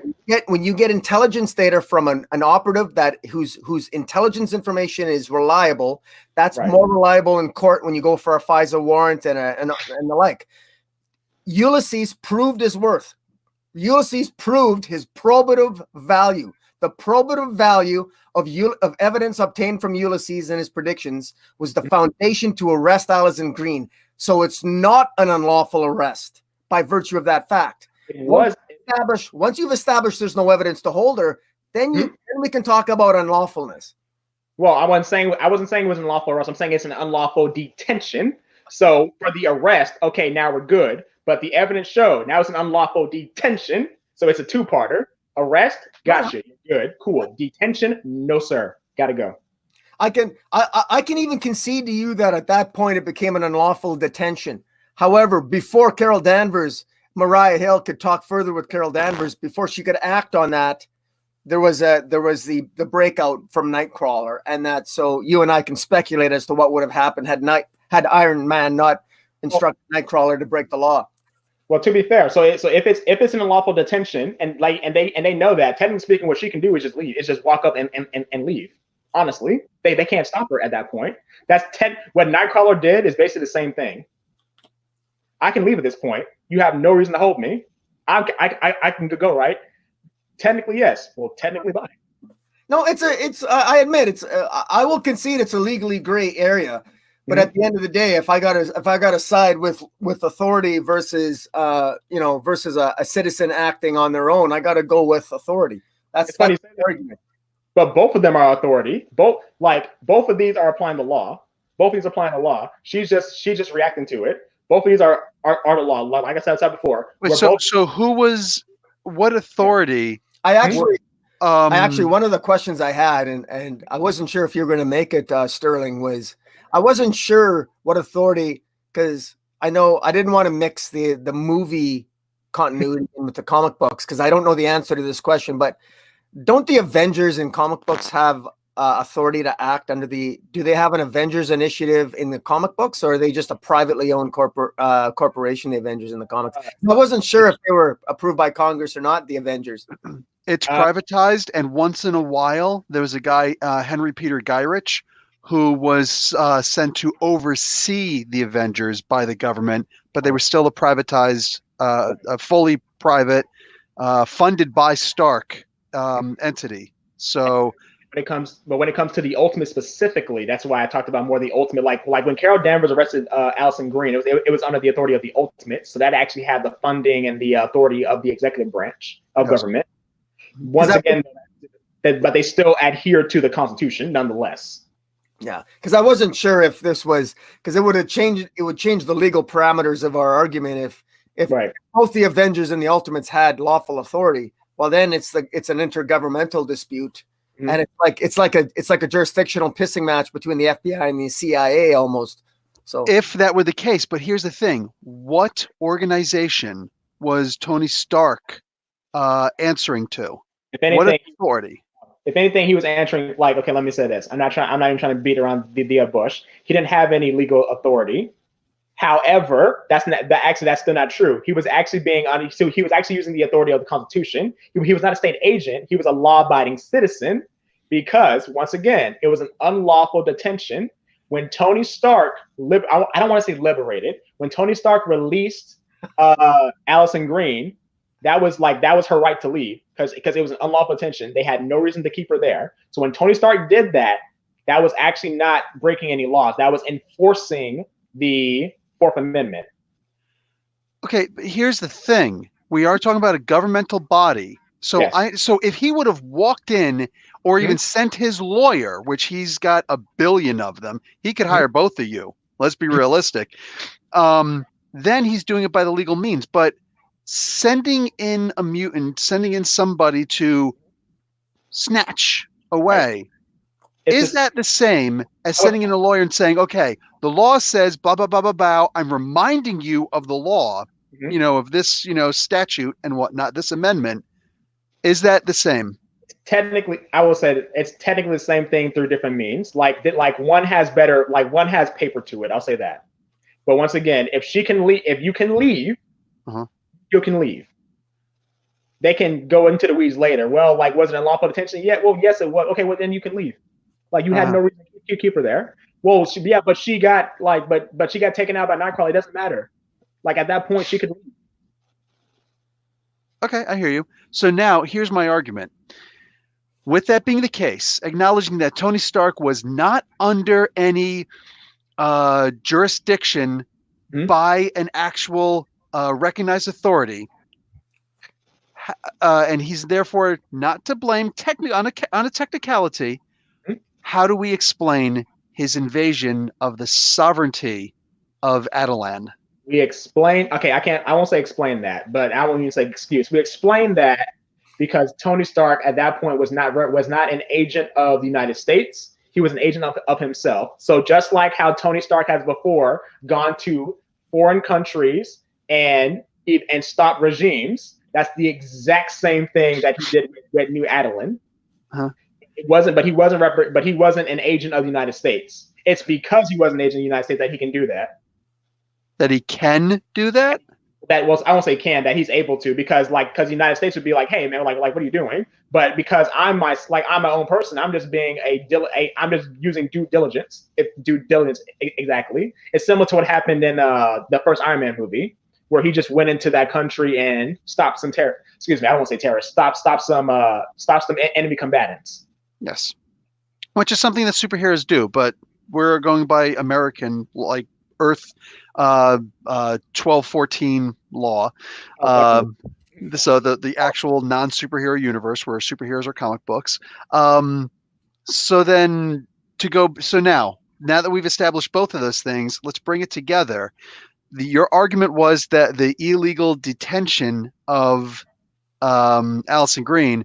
So how do we rectify the kidnapping, not the lawful arrest, because now you don't even have the lawful arrest of someone, as opposed to snatching someone off the streets, invading another sovereignty, kidnapping Ulysses, and then also illegally detaining him and torturing, not even with the, how would you say,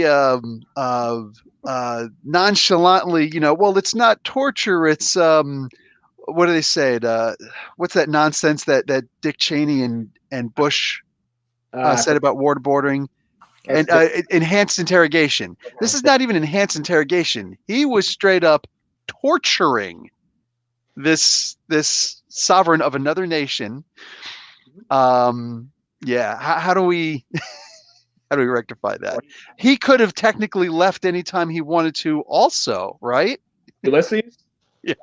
Well, yeah. Well, there's no law on that. I can leave it anytime I want. I will be fair. That was kidnapped. Okay. So first of all, let's be reminded that Ulysses was first an American citizen. He was never not that. He just gained the citizenship of New Attilan, so he's a dual sovereign, or so he has dual sovereignty. Not dual sovereignty. So he has dual citizenship.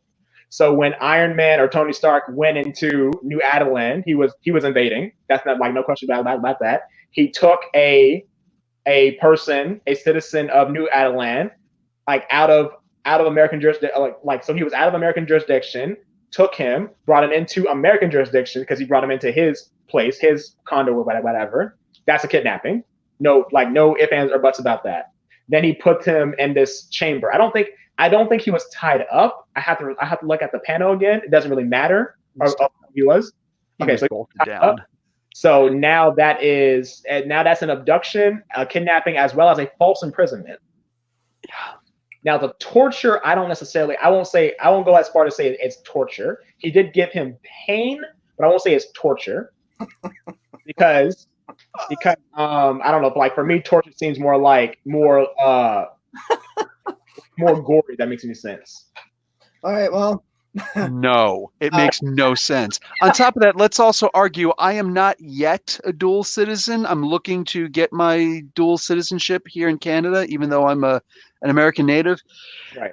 When you enter another country, even if it's a country that you were born in, if I choose to enter America but using my Canadian citizenship, that does give me different status. Mm-hmm. I think that's be a national, if I remember correctly. I think that's what it's called. Yes. Mm-hmm. So he would have, at that point, if he's in, we can say, I think safely assume, but still an assumption nonetheless, that he would have been, when he was kidnapped, he would have been a national, mm-hmm. not in there as a citizen, which means that you are literally like the idea that, well, technically he's an American. Wow, that is stretching it, but he was undeniably torturing him against mm-hmm. his will. And Tony Stark to this day has never been brought to task for that. Oh, not to get into a moral question, but here's the thing. So to be completely fair, when it comes to these kind of laws, particularly American law, these deal with humans dealing on other humans. Ulysses was not a human. He was an inhuman. So by that application, did he kidnap? Did he torture? Did he falsely imprison? Even moreover, like when it comes to like murder is the unlawful killing of a human being with malice aforethought. If Tony Stark had killed Ulysses, it's the unlawful killing of a human being. Ulysses was an inhuman. So did he actually murder him? New Adelan is recognized by the United States. But they're recognized. I think if I could build on your the argument that you could try to put together, Sterling, is the defense of necessity, the defense of necessity, and the prevention. Arguably, I suppose it's a stretch, but you could argue that you're trying under the prevention of a war crime. Mm-hmm. What would be the war crime that Tony Stark would be preventing? Well, Ulysses is a national security, arguably a national security threat, by virtue of the fact that he can identify multiversal threats. It's a stretch, but you could argue that somebody who can identify all those threats or predict them, that is a very significant resource that Tony Stark himself, maybe arguably by defense of necessity, he had to go and he was taking it upon himself to do that. I don't think a citizen has the right to do that. If anything, I would think Captain Marvel would have more of an argument to do something like that. But I mean, I can, look, the Hydra Judge alluded to.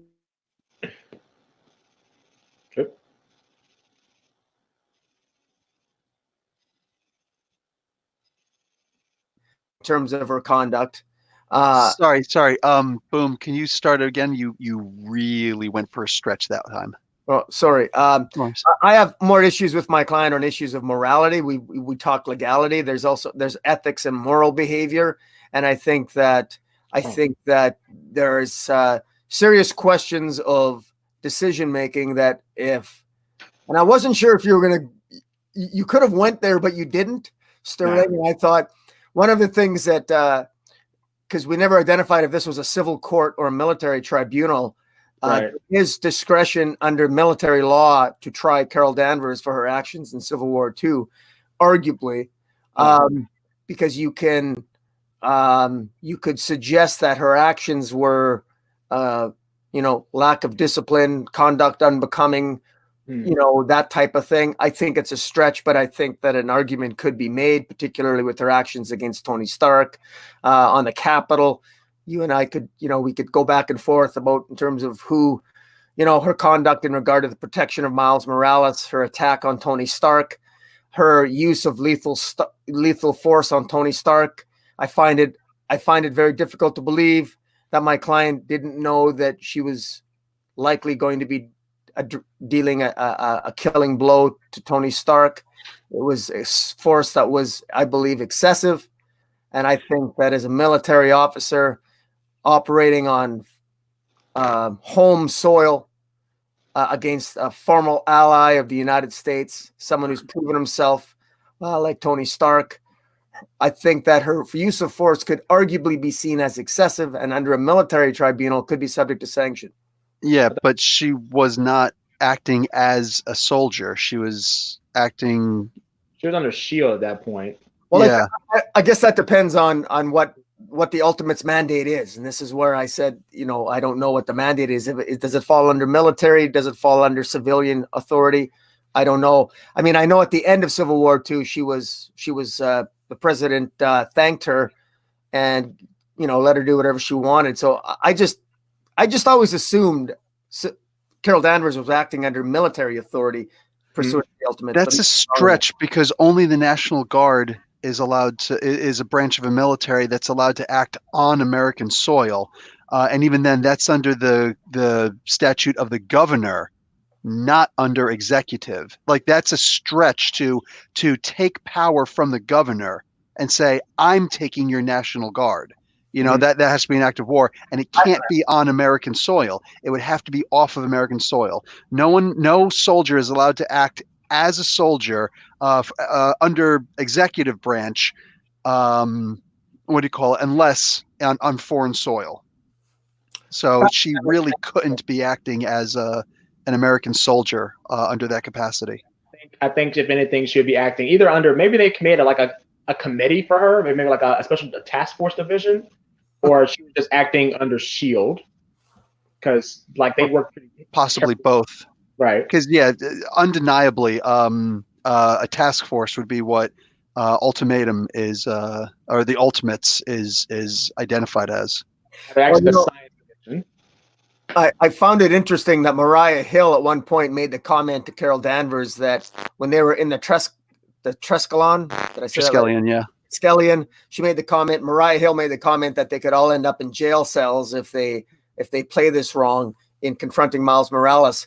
And I never quite understood on what basis Mariah Hill would say that, because that was really weird. That confused me, because I thought if they could go to jail for actions they take against Miles Morales, I would think they're already violating something by being in the state capitol in the first place. So that was something that confused me a little bit. That's not necessarily true, because that goes technically speaking in America, that technically should apply to the police as well. If we don't arrest him the proper way, we could go to jail. Most times that doesn't happen, but it's the same thing. If we don't do the proper procedures, we are breaking the law, which is a crime, which means we could go to jail. So I think that's the same kind of logic. So now let's use exactly what you said to segue into what Boom was arguing earlier. And this is something that a lot of people who are, enemies of Carol Danvers say. She used lethal force against Iron Man. Mm-hmm. If she is acting on behalf of the U.S. government in some unidentified capacity, is there such a thing as lethal force when you've just been attacked? I think because she didn't instigate that. Actually, she did. She did instigate it. Go on. And the way it was because she specifically told Maria Hill that she was going to allow Miles to come to him, or to come to her. She did not do that. She gave her hand, and Miles did not react. That was not, and she didn't like that. So then she tried to force her way onto Miles. She's trying to grab him, and then that revealed that the shield was there. Then Then that's when Carol said, "Hey, Tony, I know you're out here somewhere." So that means that she was waiting for an attack to come. Not waiting for an attack, but she knew that Tony was there. Then Tony came with his souped up War Machine armor, which I think looked pretty cool, honestly. And that's when they engaged. But I do know when it comes to like law enforcement and even sometimes in like military environments, like you're actually not supposed to, like let me do this the right way. Like when it comes to law enforcement, you can escalate the situation like 2 degrees. It has to be from that point. I think at that point, I don't necessarily want to say, I don't think Carol Danvers was allowed to use lethal force because I don't think it's a strong argument to say that Tony Stark was trying to kill her. I don't think so. Was he a threat because there were missiles going all over the place, and that was a Buster armor. Was it a Hulk Buster? I don't remember if they actually named it or not, but this was a suit, not just his standard suit. This was a suit specialized for going after. Maybe you can call it a Carol Buster suit. I don't know, but there were missiles going all over the place. Cap and Miles had to move, like destruction of government property. And again, Stark was not an operative there. And then on top of that, there was also something else that you mentioned about, restraint and whatnot. So let's bring up the Eric Gardner case. I can't breathe. Right. If let's put Carol Danvers in the play. Let's literally make this as horrible as we possibly can and say that Carol Danvers was one of the arresting officers who was about to contribute to the murder of an innocent man. Okay. What if, let's put me in this, I were to see that this is bad, okay? What do you call it? We're gonna put that, let again take this to extremes. That Miles Morales is somehow Eric Gardner in this case. Carol Danvers is all of those cops, and I am Tony Stark. And I decide I'm going to not only grab a cop, I'm going to shoot missiles at a cop. Saying I'm gonna just jump up and I'm gonna start beating the living shit out of a cop because what he's doing is excessive. Even if I didn't know, even if Ulysses wasn't gonna say he's about to die under this horde of cops on top of him, what would happen if I were to go after one of these cops? Forget about on the spot, I would be shot. But let's say I wasn't shot 400 times. If I were to go before a judge, what would happen to me? So, let's see. Do you want to answer this, or do you want me to? I'm asking you first because you were the one making this defense. Okay. Let's see. So he said specifically with the Eric Garner situation, when it came to the cops, when it came to the police, and basically they were using excessive force, particularly when Eric Garner was saying, "I can't breathe," and they've used an unlawful chokehold. And I'm an American citizen, and I'm just a law-abiding citizen. And I'm going to try. You just either trying to stop the police officer or like shoot at him. Let's say I would have just put my hands on. All right, that would be seen. You doing that? That would be seen as let's see, what's it? Oh God, what was that word called? Something, an obstruction of justice.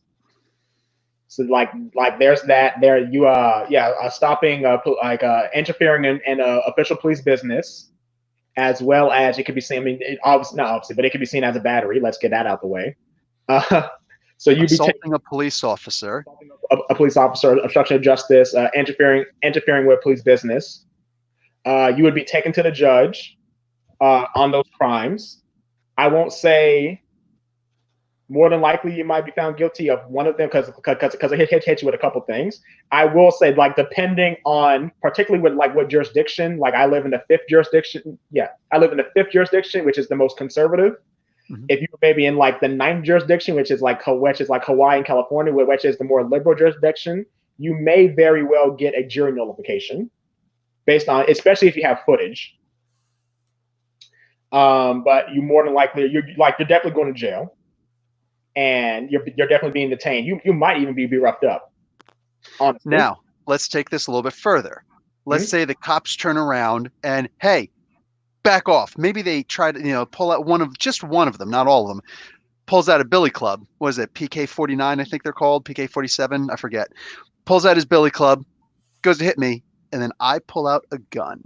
No. Or let's just see even a knife, whatever. Let's just say this goes through escalation. Like he was literally shooting, and let's say it's a gun or a knife, whatever, and I start swinging it, and other people are potentially getting hurt also at this point, because this is a very close approximation to what's going on.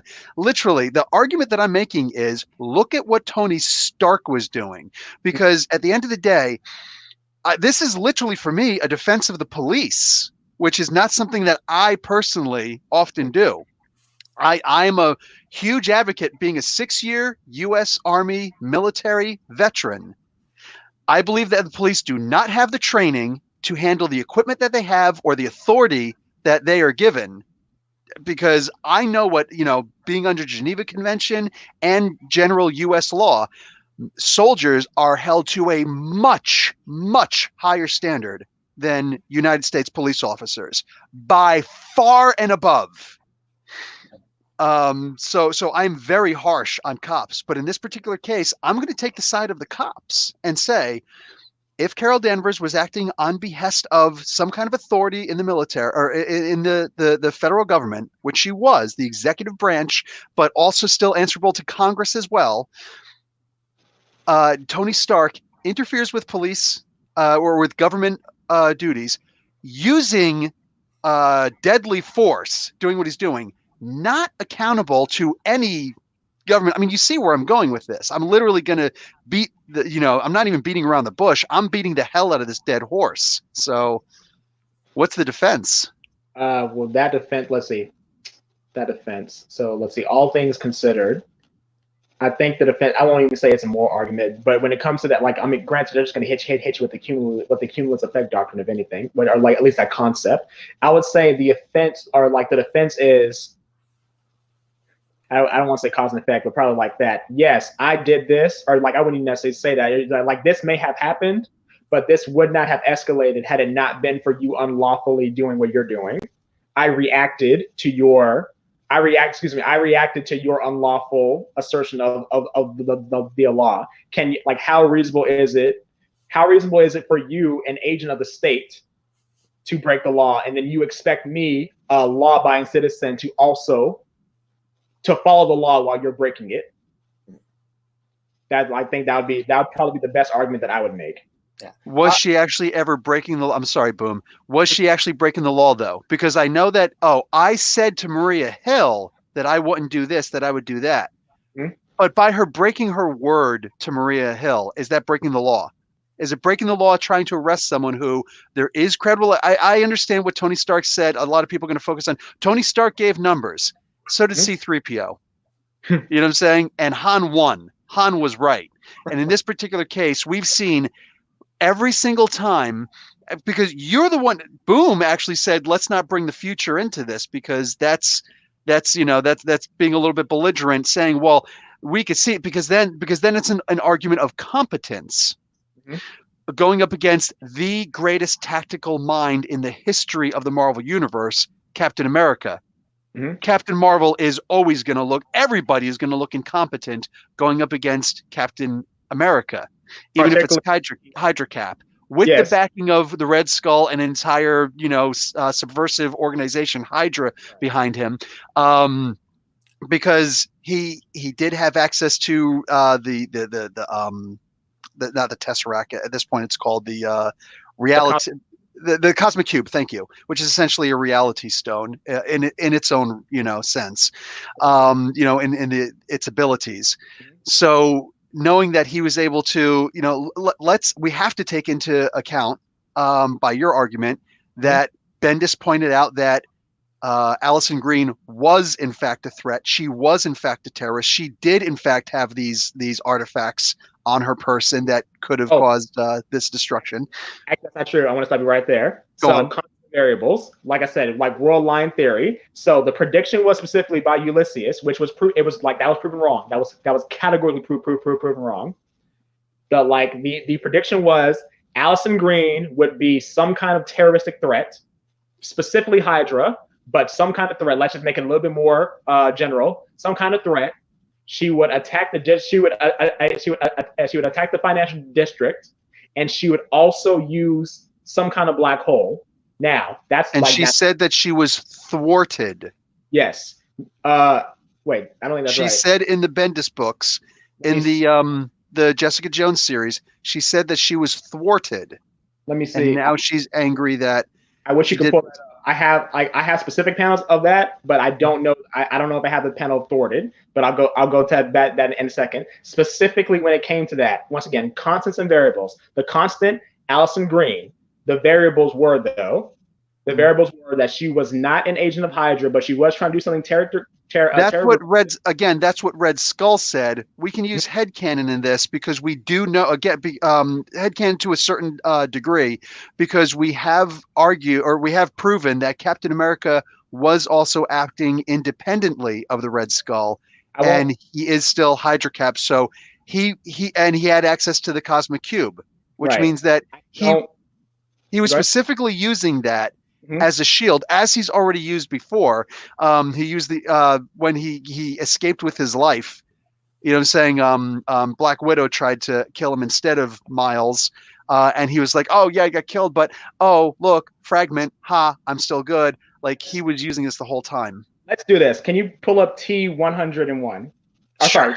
Sorry, T11, because Jessica Jones specifically asked her, and she answers honestly. This is this is the only reason I want to bring it up. By all means. And read the very first panel. This one? No, 111. Oh, 111. Oh shoot. 11, okay, yeah. Here, let me close this and just want to point that out. Like that was Hydra Cap trying to convince Tony. Are you drinking again? Are you right? How do you know you're right? This is 110. Let's go to 111. You said. Yes. You got too many of these things. What does the first panel say? Hydra? I'm sorry. You Hydra? Ha, no. AIM? Oh God, no. Okay. As you can see, so she says she is not Hydra. Right there. You're right. She's not. But right. Captain America was. That was my argument. That Captain America was, and he was manipulating future events that he was able to see with the Cosmic Cube, as he's already demonstrably done. Right. But with that, I just want to say that that's true, but I don't necessarily think that those two things are connected. So Allison Green specifically says right here, I'm not Hydra. Yeah, but she's not Hydra. What do you call it? Captain Marvel, Carol Danvers, was acting on the information that she was given. Oh, this is a Hydra plot. She doesn't have to be working through Hydra. Captain America is Hydra, and he's causing such and such to happen. So by proxy, it is actually Hydra manipulating. It's like having, a sleeper agent that doesn't even know that they're a sleeper agent.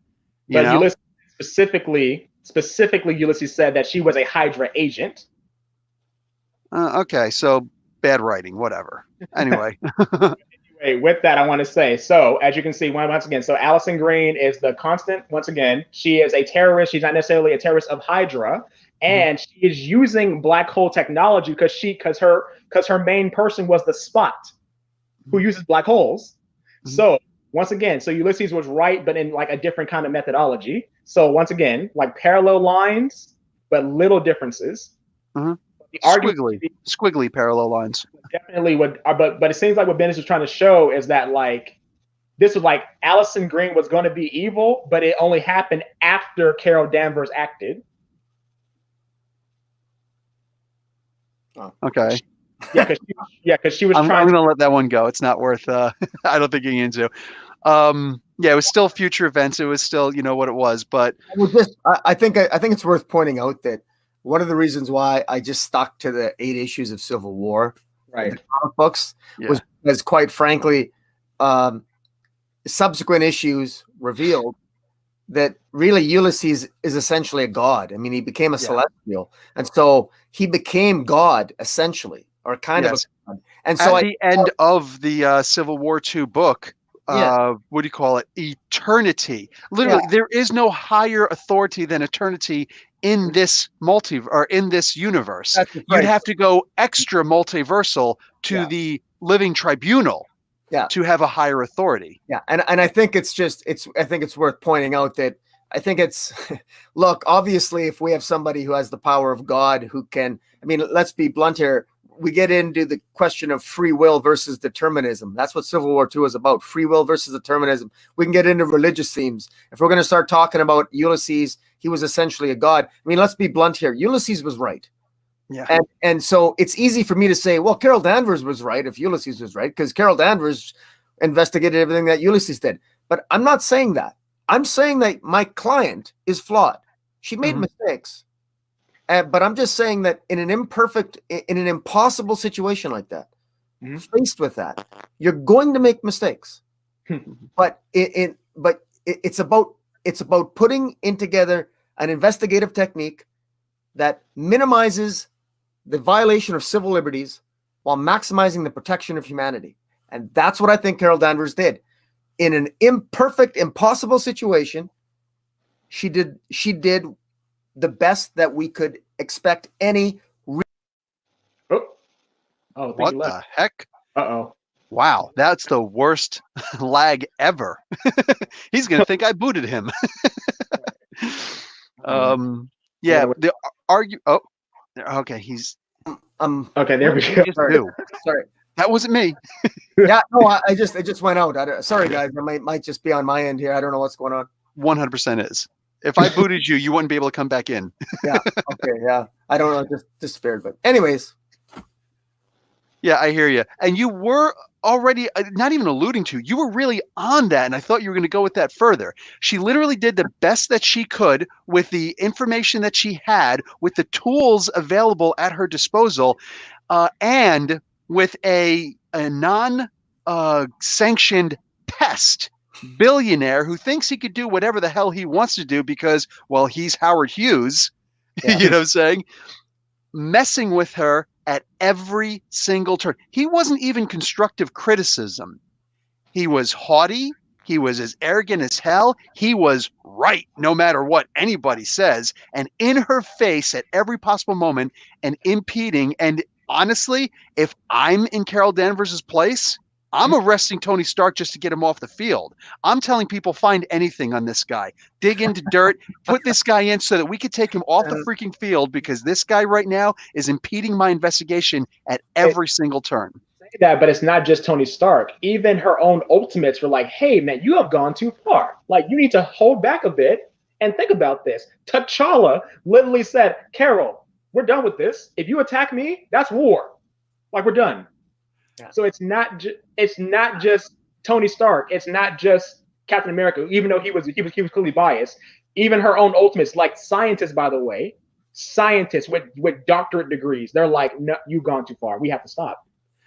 Doctorate degrees in what? Were they lawyers? Were any of them lawyers? They weren't lawyers. Well, I think maybe T'Challa. No, T'Challa's not a lawyer. He needs to be a lawyer. But he should be a lawyer. But here's the thing also. Comic books. With T'Challa saying what he said, you got to understand also what he did, because he wasn't acting as an independent or, sovereign of, that's the thing. Like when you talk about the Queen of England, when she says, my foot hurts. Okay, her foot hurts. But when she says something like, we are not amused, that's her acting on her authority as the Queen of England. If she said, our foot is hurt, that's just kind of weird, right? All of England, their feet hurt? Really? You know what I'm saying? So it's about acting upon your authority. Him literally doing that is about the equivalent of him being a bitch. And I loves me some T'Challa, but that was a bitch move that he just did. However you want to frame that. But on top of that is, there's actually something else I want to do. But yeah, I was actually really bothered that he did that. But the idea of him even saying that, was he actually right? Because what did he also do? He took sides with Captain America and said, I'm going to, whatever side Captain America is on, something that I've said often, whatever side Captain America is on is typically the right side, the side of morality. But what you did, you went outside of the books, you went to the future. Was T'Challa right? Was T'Challa right in terms of believing Captain America? Or yeah.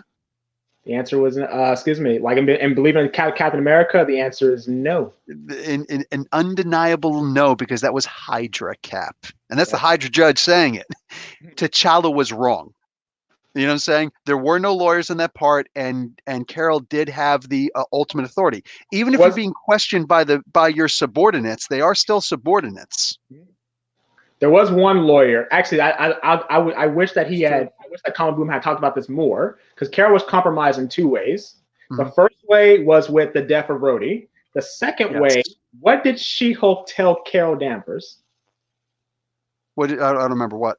She-Hulk told her, "Do not let Tony Stark decide our future." Then she Yes. went into a coma, and even worse, when she got out of her coma, guess who was dead?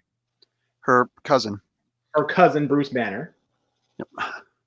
Yeah. So, and also now we're talking about a lawyer, She-Hulk, Jennifer Walters, lawyer. We could potentially, there was no money exchanged, but we could potentially call that legal counsel. But so yes. So here, the argument that I would then make against Carol Danvers in that case is that the Ultimates, rather than standing up, and Adam Brashear, who I love, he straight up went and potentially tried to assault a cop. Like when you showed the evidence yourself, his eyes when he's like, "You're going to stop now." What's he saying? This is an implied threat. People go to jail for that. And against an authority figure, a man who's in uniform, not a colorful costume, but an actual government sanctioned uniform, you don't get to pull nonsense like that. Specifically said, he said, "You will do this with humanity and respect." Do you understand me? Yeah. And then I like, he was obviously intimidated, and then he's like, "Do I make myself clear?" Yeah. Like that was a threat. That was undeniably an implied threat.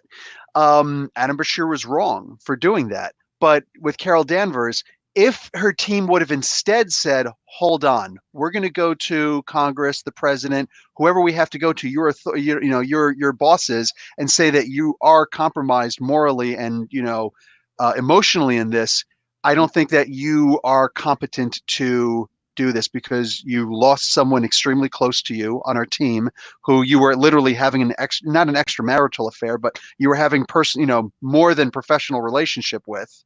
Saying you lost, your best friend, or one of your, I guess, like your third best friend, fourth best friend, saying so on and so forth. Everybody knows who Carol Danvers' best friends are in order, which is awesome to me.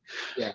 That's one thing I can argue against Carol, but they didn't do that right. So yeah, I understand that. I'm not 100%, but I'm mostly in favor of Carol Danvers in this particular case. Boom, I'm curious, who do you actually favor outside of clientele and whatnot? Who do you actually favor in this? I actually, I was never, all my reviews I was actually against Carol Danvers. I really was. I actually, like I said, when we started this, she's redeemed a little bit in my eyes when I actually sat down and, just sort of to analyze things legally. And, I can see why she was in a much more difficult position. And I do have more respect for Carol Danvers now. It's funny because I thought she was, for sure, I thought she was a fascist, and I was quite adamant that she did so much wrong back in the day, and I did my videos on that, and I attacked her on my Secret Empire videos and everything else, and I had a lot of fun with it. Yeah. And but no, I mean, it's always when you break things down legally and you look at legal argument, it does change. It just changes things. Has my view changed a little bit? Yes, it has. I don't feel quite as adamant against Carol Danvers like I used to. So my heart is with Tony Stark, but my head is with Carol Danvers. That's how I would put it on Civil War II. Right. So I won't say the opposite. I feel like I'm still with Tony on this because I think she should have calibrated, and she just did not do that, and she could have.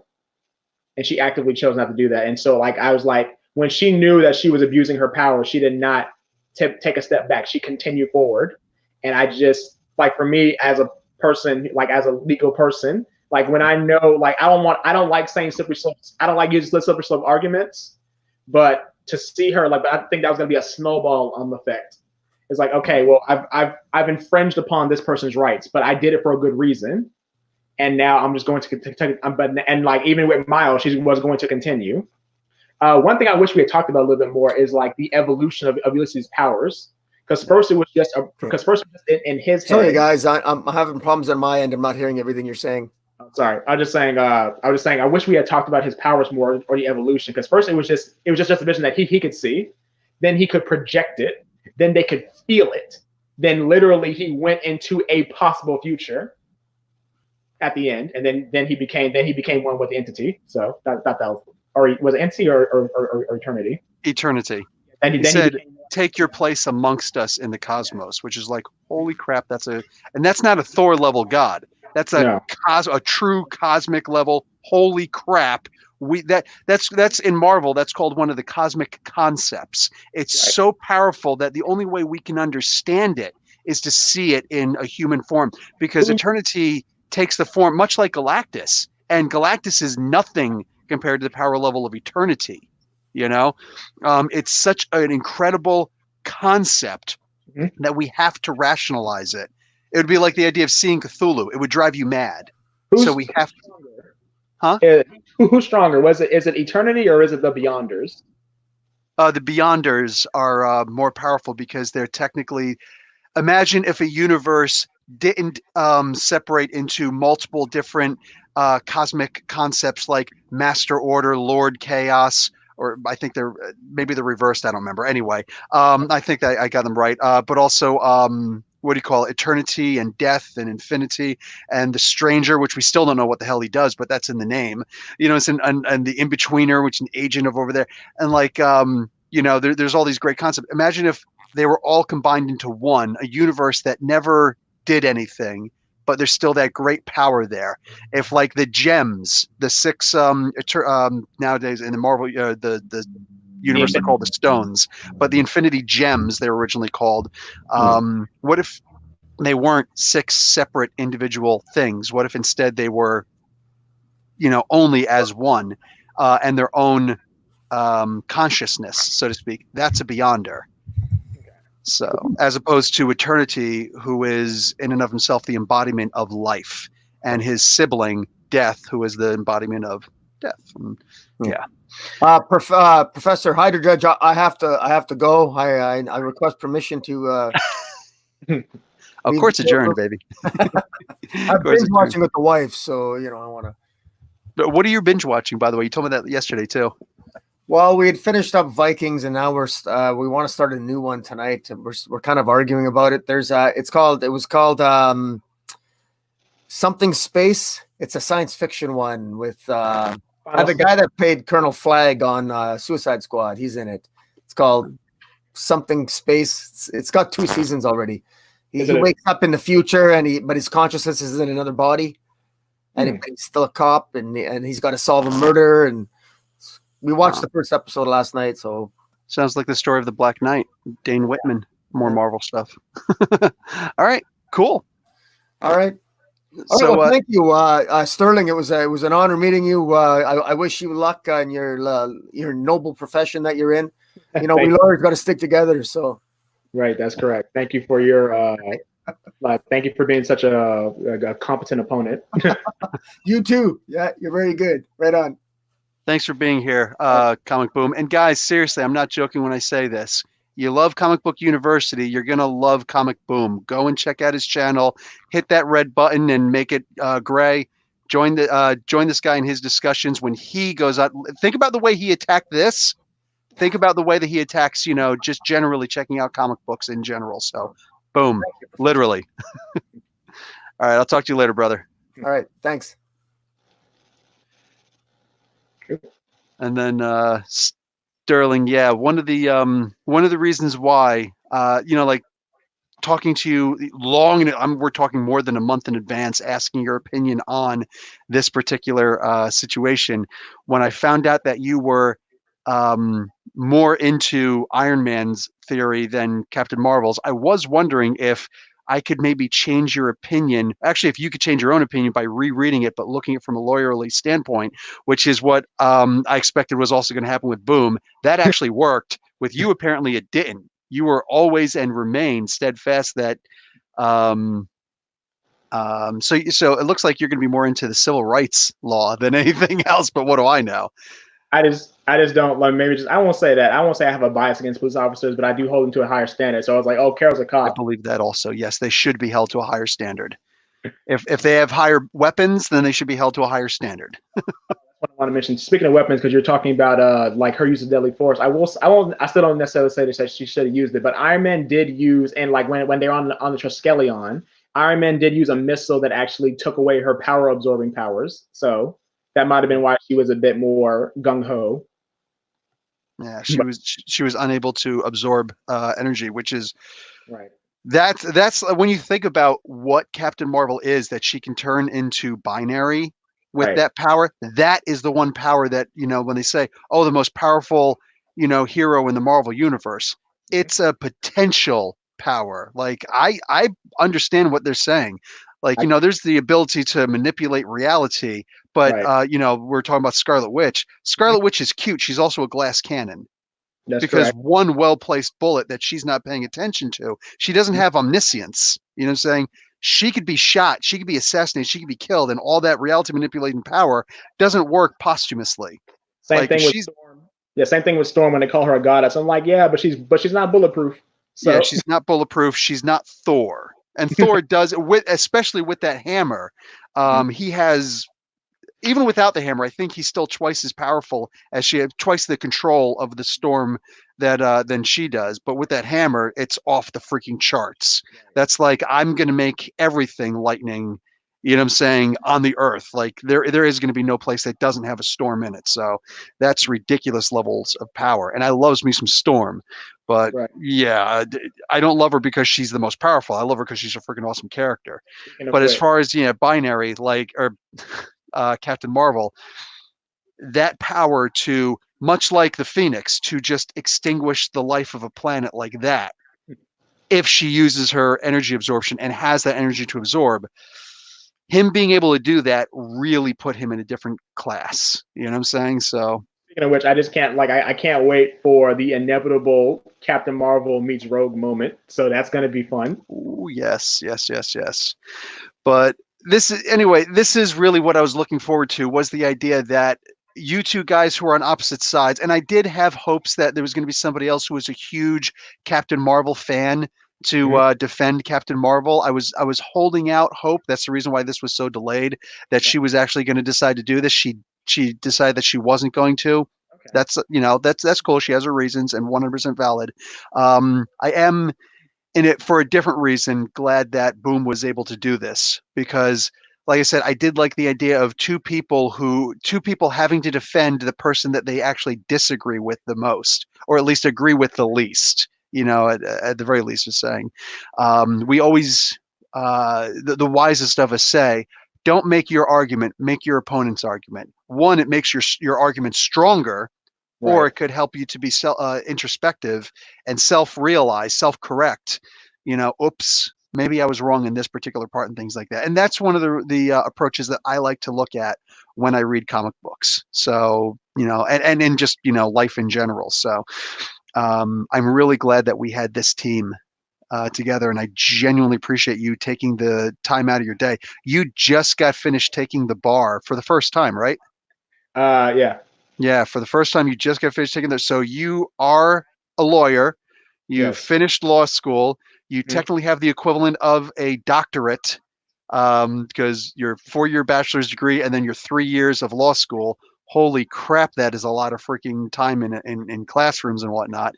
You I know. took your bar, which nobody is going to say, oh, the bar, nobody with intelligence at least, and you're waiting on the results. Man, I know that you are as busy as all hell. So for you to take the time out of your day to do this, I genuinely, wholeheartedly appreciate this. And I hope that everybody else appreciates that also. Yeah. Great response. Great comeback. Yeah. So that's how I feel too. It's like, okay, stop complimenting me, please. But anyway, thank you so much, guys. I'm going to bounce out of here. Professor Bill Sterling, Comic Boom, subscribe to him. Class dismissed and court adjourned.